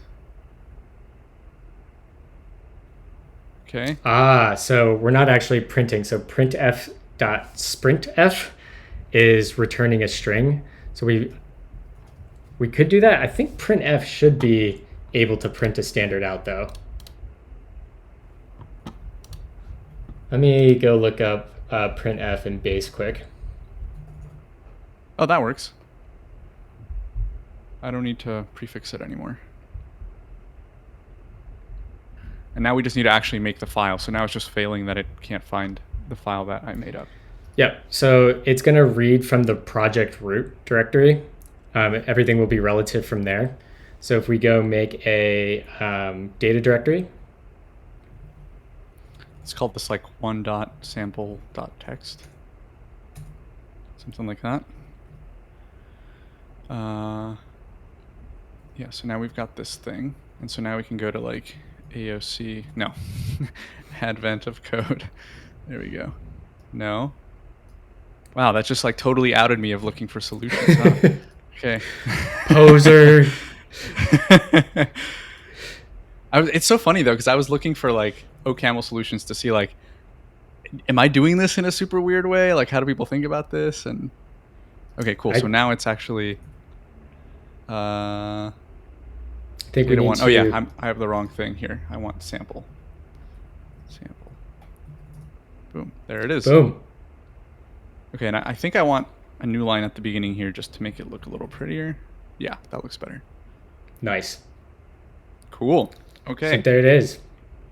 That's like kind of the basics of getting a project set up, new libraries. There's actually a really cool repo that my coworker made for doing Advent of code in OCaml that has a bunch of really nice automation that if you all want to check out, I'll paste this in chat. But he includes a CLI in the repo where it will go out and fetch your input. It will test your input, and then it can also submit your answers for you. Super cool. This thing, right? Tannenbaum? Yeah. Yeah. So that brings me back. My mom's family is part of them are German, so we used to sing O Tannenbaum like all the time for Christmas, which is like the Christmas tree song or whatever. Nice. So nice nostalgia there. Okay. But yeah. Okay. As cool. you can see, this is definitely influenced. Mm-hmm. Yeah. So I think that's probably a good place to wrap up at least coding and stuff. I guess, do you have like any questions, comments? Yeah. Let me go back to my list of. Oh my God, what am I doing here? Yeah, there we go. To my OCaml notes and just see if there's any. Oh yeah. So if I'm like in the middle of some pipeline thing or just like some random place in OCaml, like obviously with functional style programming, you can't just like make a statement that prints and doesn't affect the computation, right? So like how would I do like a debugging statement here just to like, I want to see the value right here. The way I do it, I would do another pipe right there.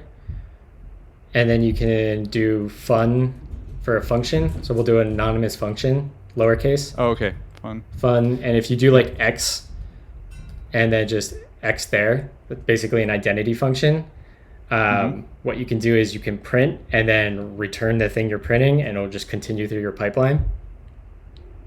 Does that make sense? So I could do something like printf x and then x. Something like that? Yep. So you want to put a semicolon at the end of that line. And I can explain this too. This line? Yep. So that basically says, hey, this statement is going to return a unit, so we don't have to do like let unit equals that. It's basically just syntactical sugar for doing that and doing in. Yep. Yeah. Okay. I don't know what this is that makes angry sense. about. Well, yeah, we have a list of things, not a string, so it doesn't know how to. Oh, I see. But yeah, that's how I would do that. So I guess we could have done it. So let's do that here. Maybe here we have a string, so we could do something like fun x, and then we can say print f x. Does this always need a? Do I need like a formatter thing here always? Yeah. Yeah. Okay. So that's how I could do it. Yep. I was kind of expecting there to just be like I was expecting kind of like some function. Oh, you could do it that way print, too. But then just like return it for me. You could, let's see, how could we do that? Now you would have to write like your own helper function. Yeah, so I could say like let debug. You could curry it, right? Yeah. You could be like debug string, and then the first argument would be the %s, and then you could just pass that. I could say like format something like that, and then I could say like print f format string. Does this work? Can I say that? Yep. And then you could say something like that. You want to label that with format. Right. Yeah. And that should work. Oh, yep. Cool. Okay. Love it. Partial application and currying, one of my favorite parts of OCaml. Honestly, the keyword partial application is huge. Because I've done like Haskell stuff before, and maybe there's a thing in Haskell. I'm also like a super noob at Haskell, so I didn't see that. But it was immediately clear to me that I could like, I don't want to curry the first thing or the second thing. I want to curry the third thing. But then, like, and the keyword stuff has been so nice for that. Yeah. You don't have to like write like pass through functions like ever. That's so also nice. One of the big benefits is that, especially like with the like list module and stuff, it designs it in such a way to kind of feel more like using labeled arguments and stuff. Yeah, exactly like that. I think that's the other reason I reached for base is like, I was writing a lot of things like that, right? List.map x and then do the thing. Yep. Instead of just like, no, I shouldn't have to say x twice. I'm just making that explicit because I think this style of programming is like a little bit less familiar in TypeScript land. Like in TypeScript, I often see people like defining an arrow function that just calls the thing that it got passed to with some other function, instead of just passing the function directly. Yep. Yeah. And then what did I mess up here? Nothing. I think the LSP is just like upset. Yeah, okay. So that's just my LSP not being all the way configured, which we know is a thing already. So that's fine. Yep. Cool. Nice, man. Okay, let's see. What are my other notes here? So we got debug printing. I would also note to check out the FMT library. That is like at least my understanding, is like the go-to for printing. FMT and pretty printers is like totally a thing. In fact, my day 2, which I can link in chat, does a lot of that. Advent of OCaml. Let me go to my lib. Problems, day 2. Link this in chat.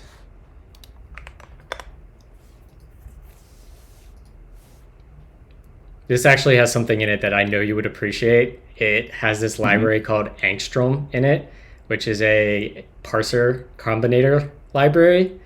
Ooh, okay. Yeah, I think you would really, really like Angstrom. I was actually, I started doing a couple AOC problems and being like, okay, I guess I have to implement my own, parser combinator abstraction. So, okay, that's cool. Angstrom is super cool, and I don't know if Leo is still in chat, but he helped teach me the basics of it the one night I did this, and it blew my mind. It's like one of the coolest things I've written in OCaml in a while. Cool. Yeah, I think I'm definitely going to dig into that. Okay, I think we covered a lot of the stuff that I had here. Some of the stuff I think is a little bit out of scope for this conversation, would be too long. We talked about OCaml format stuff. Yep. We talked about wanting to see like an example repo alongside the playground. For testing, when you want to do like, I want this sort of experience with testing where I can just like have it continuously run and check me for things. So it probably is that easy to set up? Yep. You should have a test directory in your root. Mm-hmm.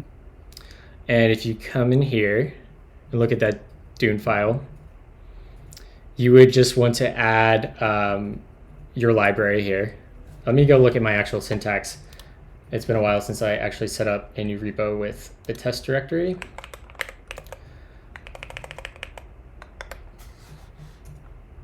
But there's a library. I think the most popular one and the one that I've used on all my projects, it's called Alcotest. And it's going to feel like writing just tests. I mean, the API is a little kind of more OCaml-y, but it's pretty straightforward. Yeah, this is what I was looking for too. Like, I think this is the other place where I want like more prescriptive suggestions from the docs. Is like, I think it's nice to offer both, to say like we've got like this really nice building blocks that don't make assumptions, and that's part of the core language.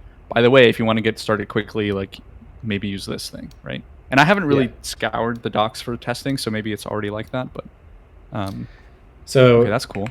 Then in your Dune test file, you'll have a name stanza. I normally use tests. I actually don't know what the difference between tests and tests is. Oh, interesting. So the way I've done this is maybe test just picks up everything in there and runs them. I don't know. I'll have to look into it. Either way, you can just look up the Dune test stanza, and it will be pretty straightforward in how you do it. So that should probably just pick up, hopefully, all of the files in that directory, and then you can just write your test using alcatest, and you can run, I think it's Dune build or Dune run test, I think it will do, and it will just run test, yeah. Yep, and you can run that in watch mode too. Dune run test. Okay. Yep, it's Dune run test. Cool. So that's how that would work. That's another one to know. Okay. So we've got testing. So that's with alcatest. Yeah. Okay. So something I noticed was I was doing like the OCaml problems. 99 problem solving OCaml. This one. Which I thought was super cool. I guess this is the old one where it's like whatever. Anyways, I noticed a lot of times in here they had like this aux, and and I think for the accumulator it's often called like ACC for accumulator. I was wondering how much of that, because I'm learning, is like just a convention for tutorials versus like how often in the wild or in your own code do you use that versus naming something explicitly. Because like I can kind of get both arguments. Like some people would be like, let's make sure we name everything something meaningful, but like this is already within the length function and it's rec, so I know I don't really need a nice name for this. I know what it is already in context, right? So anyway, I was just curious of the conventions there. Aux is not the accumulator in this case. No, yeah. That's the recursive function. But I'm just saying aux and ac are both like conventions of how to name arguments, right? Yep, I would say aux seems to be like the standard convention in OCaml for like internal recursive functions. Mm-hmm. Okay, cool. So those are like not just like for teaching, but people actually use those conventions. Yeah, maps and sets are log n, which kind of caught me by surprise, and hash tables aren't. But like, that's not a huge deal. I think you kind of learn that, and then you're fine. And I think it's also like people kind of maybe over obsess about those things, and in small scales, sometimes the O of one thing is slower because you have to do all the hashing anyways. So I think that's not that big of a deal. Maps use red black trees under the cover or something. I don't know for sure. But yeah, creating maps, you have to use a functor and pass in a module to that to get your thing out. Yeah, I tweeted about like I just want like a map that goes from an int pair to an int, and it was like kind of painful to do because I didn't want to have to define. Like my stance was like, actually let me open up the project that I was doing this in. So I had Picatory, Advent of Code. Yeah, that's fine. And then let's go into, do I not have a status? Yeah, okay. And then I was doing day 3, I think. Yeah, so I've started calling my recursive functions loop instead. I should probably call this aux, I guess. Hey, I'm all for better naming. No, I mean, I think to me, like, I'm a big fan of like, if you're in a namespace, the name shouldn't repeat what the namespace already says. So if I'm in parse line and I've got a recursive function, I already know what this is. This could be called X for all I care, right? Yeah. Anyway, that's like a personal opinion. What was I saying though? Yeah, for int to int. Yeah, so I wanted to do something like this. Yep. A coordinate of two things, and then you make the type, and then you do the compare stuff. But I think this needed like I think this doesn't. I had to put this above core for some reason, which is unclear to me. And then as soon probably as I put because it they down override. here, They probably have their own version of map that does things different. Oh, I saw a tweet about this. So if you move core back up, I think it's going to be map.make lowercase. It's a function rather than a functor. This is going to be confusing, and this is going to be like a definitely a topic for another video. But to get you fixed here, if you do map.make just as a function call, and then you see it. as a function call. Okay. You're gonna open parens, and you're gonna say module chord space between make and the parens. What is the function here?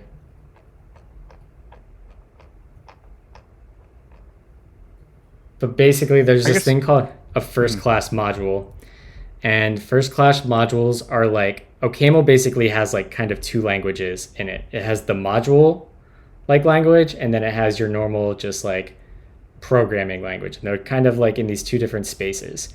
First class modules let you bridge the world between them and basically treat modules as values rather than like namespaces or yeah. So this Jane Street took the approach where like rather than using this functor where you pass in a module, you pass a first class module. I'm failing to find the docs right now. You'll have to just look it up, but that is why you were running into errors there.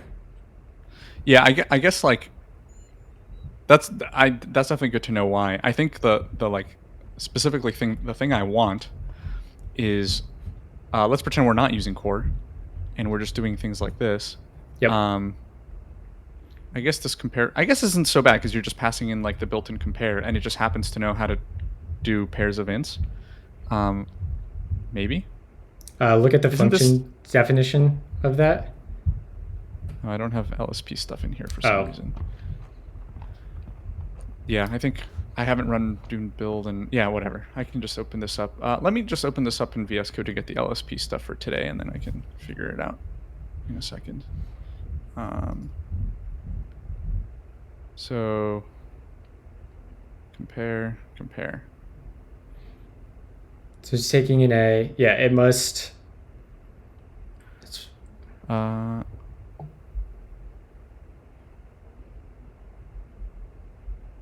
Because yeah, my understanding is like this is taking A to int. Interesting. So it just knows how to do these. I'm guessing it does physical equality of the two items being compared. So like that would be like referential equality in JavaScript, and like if they're not the same reference in memory, it's probably that's probably what it's doing if I had to guess.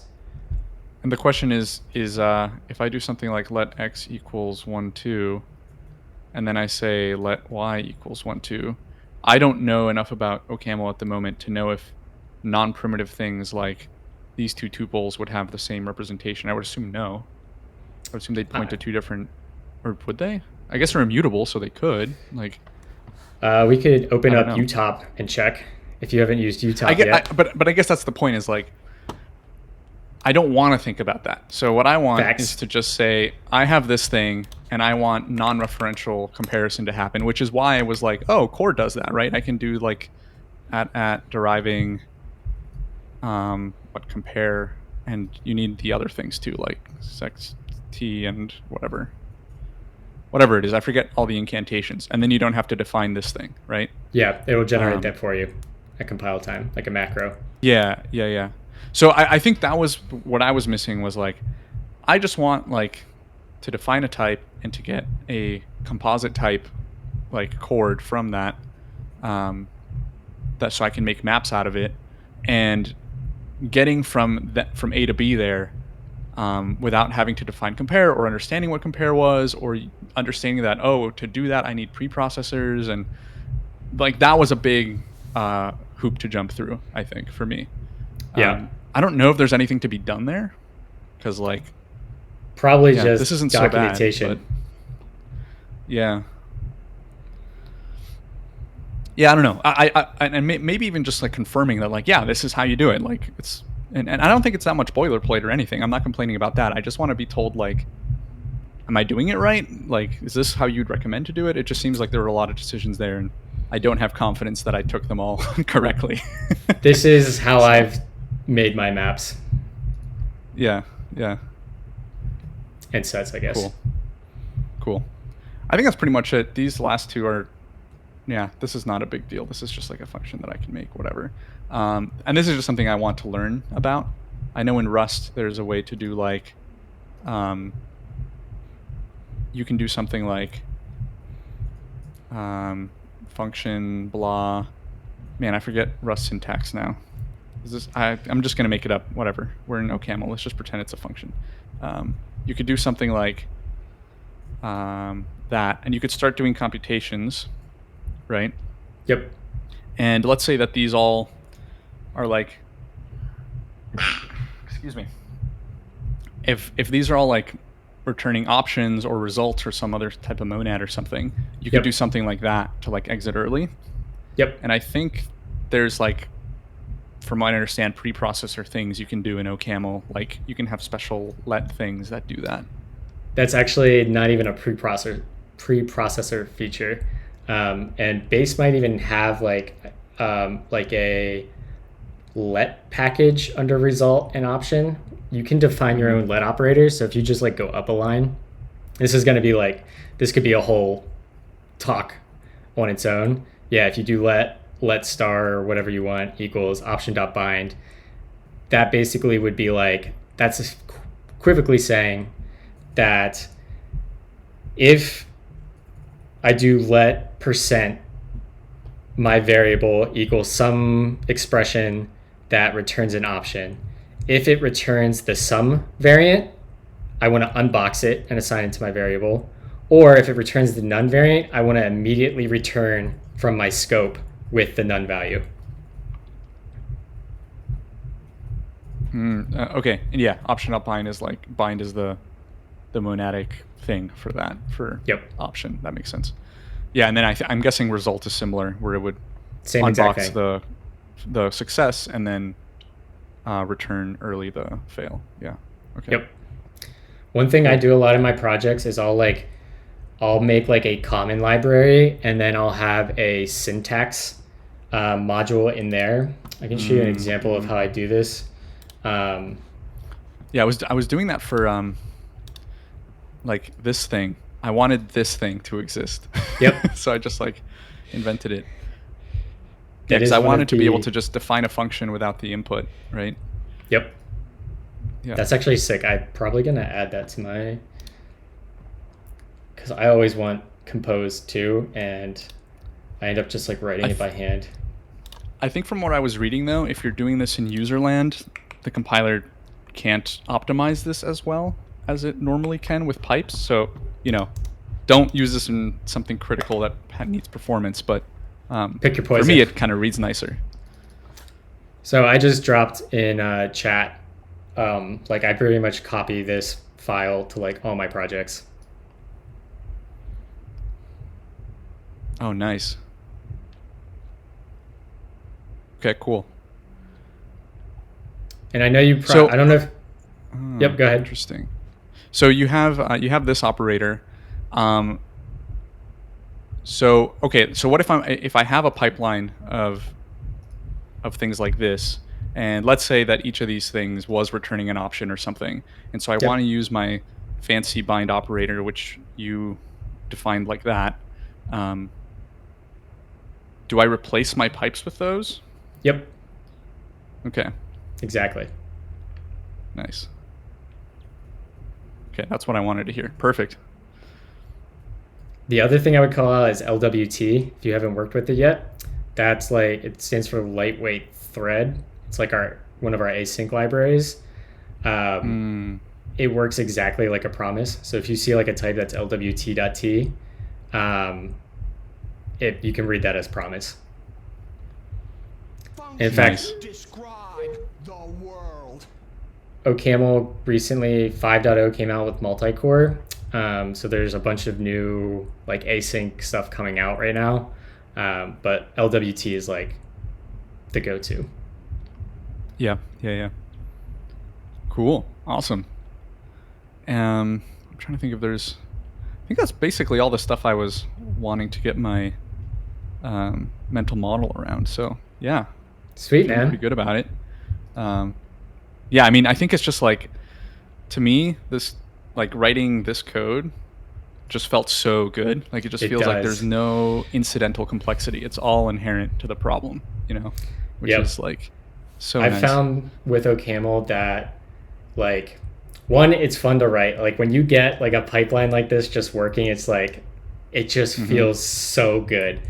And also, I feel like compared to using TypeScript as my reference point, I feel like the language of OCaml itself tends to guide me to simpler solutions and abstractions than TypeScript does.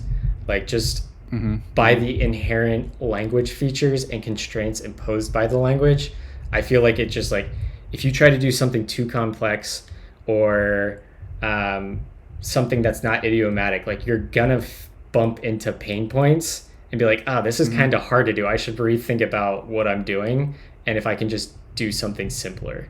Or like it will encourage you to break problems down into smaller and smaller functions. Yeah, that's exactly my experience. Like, my whole thing, that, like, part of my ethos is like, a good programming language should basically capture your mental model one-to-one with like no extra fluff, right? And if I'm like, I've had this experience where even on like my third day of OCaml, I was writing the day 3 solution, and I was like, man, why do I have to iterate over this manually and keep track of all the, you know, the indices myself? And like, oh, you know, I'm parsing something, so some of that is like, you know, par for the course. But yeah, like, I kind of felt like gross about it. And then I like put it down for like an hour or two, and I came back and I was like, oh, I should be using fold I instead of map and keeping like a reference. And then that way I don't have to keep track of the state myself. And it's like, yeah, it almost feels like when you feel like you're fighting the language, it's a good signal that your solution is like overly complex, right? Whereas in other 100%. languages, sometimes, like if you're in Java and your solution's overly complex, like, good job, you did it, you know? It's like...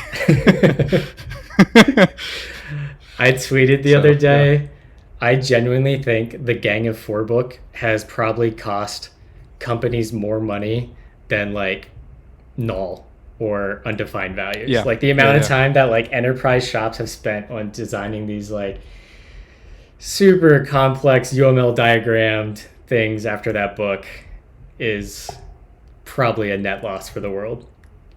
Yeah.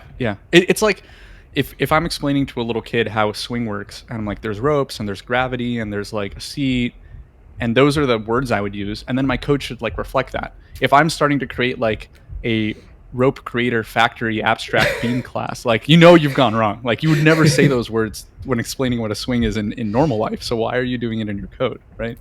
And that's like part of the thing. Like, I know you watched my conference talk and a bunch of chat did. It's like TypeScript's type system and Java's type system, like, it's super verbose and hard to capture like that one-to-one, like, your mental domain model to the code type. And OCaml and Reason just like let you capture that without like a ton of boilerplate and ceremony. And like, that's really hard to do in TypeScript, especially when like you get into the world of generics and trying to model relationships between generics and constraints at the type level. Like, it's just really hard to do. And it just like, you get that for free with like little to no effort in OCaml. I forgot how good it was to be in like a Hindley Miller typed language and just everything just works. It's like, oh man, it's so and it's good. like, that's such a hard feeling to teach or explain without feeling it. Like if you've never worked with a Hindley-Milner type system, it's so hard to like explain why that feels good and how it feels good. Yeah, I like that's why like I kind of want to turn my talk I did into like a conference workshop, because then at least I can like have an audience like step through all the examples and like try to walk them towards that like light bulb moment. One other thing that maybe this is kind of one of the last things that I want to talk about, but for something like this, for example, I'm parsing some digits and I have some condition that I want to check.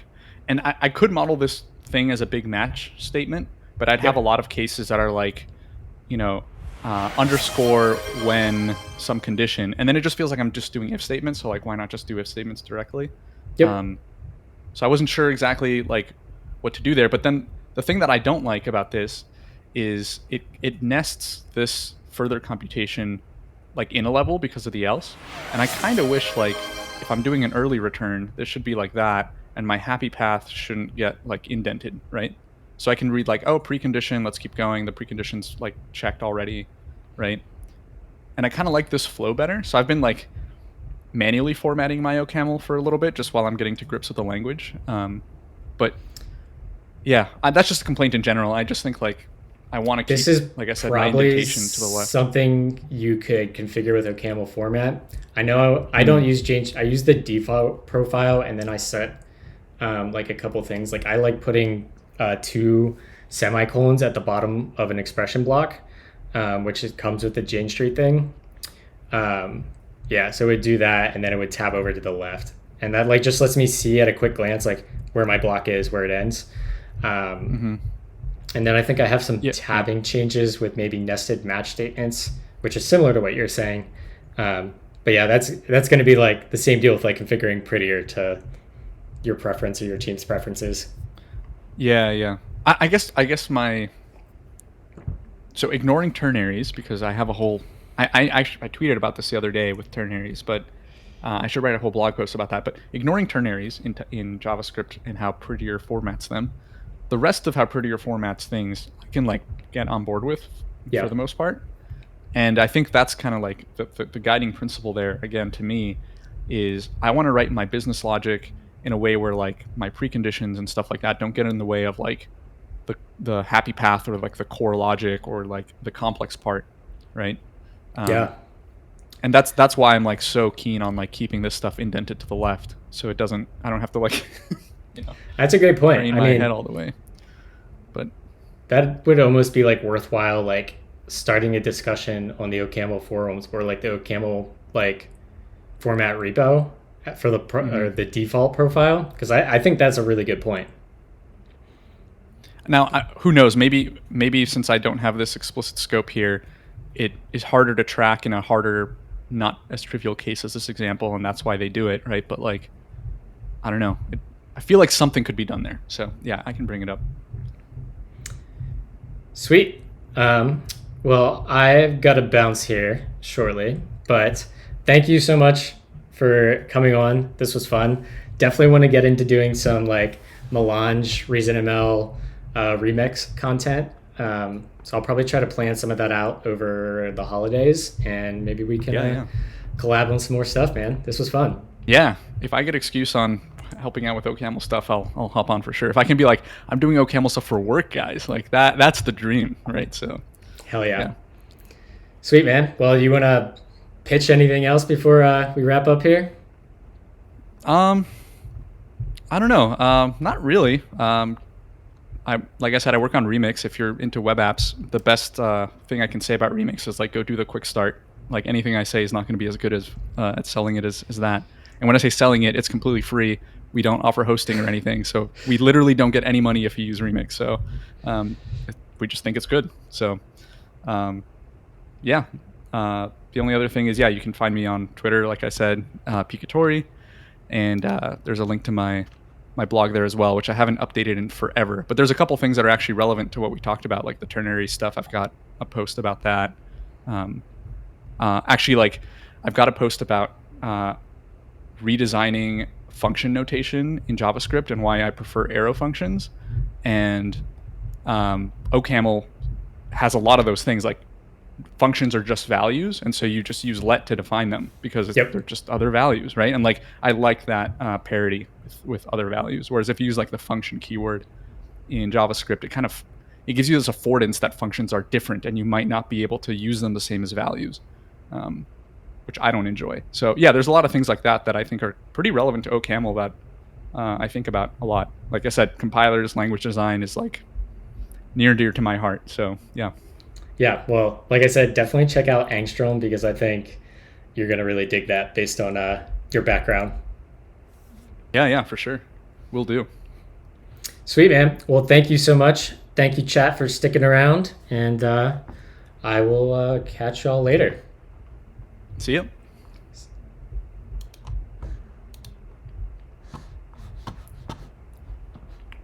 All right, chat, let's find somebody to raid here. And we'll be back tomorrow. Hopefully you guys enjoyed that. Thank you again for Pedro for coming on. That was a blast. And hopefully we'll have some sweet remix content coming up soon. Let's see who's streaming. We've got NeoVim conference is happening. Let's go, chat. We're going to NeoVim Conf.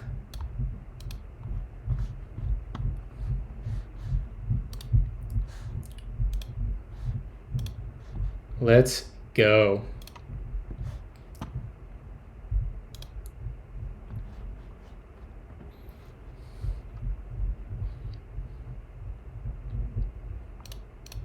All right, see you, chat.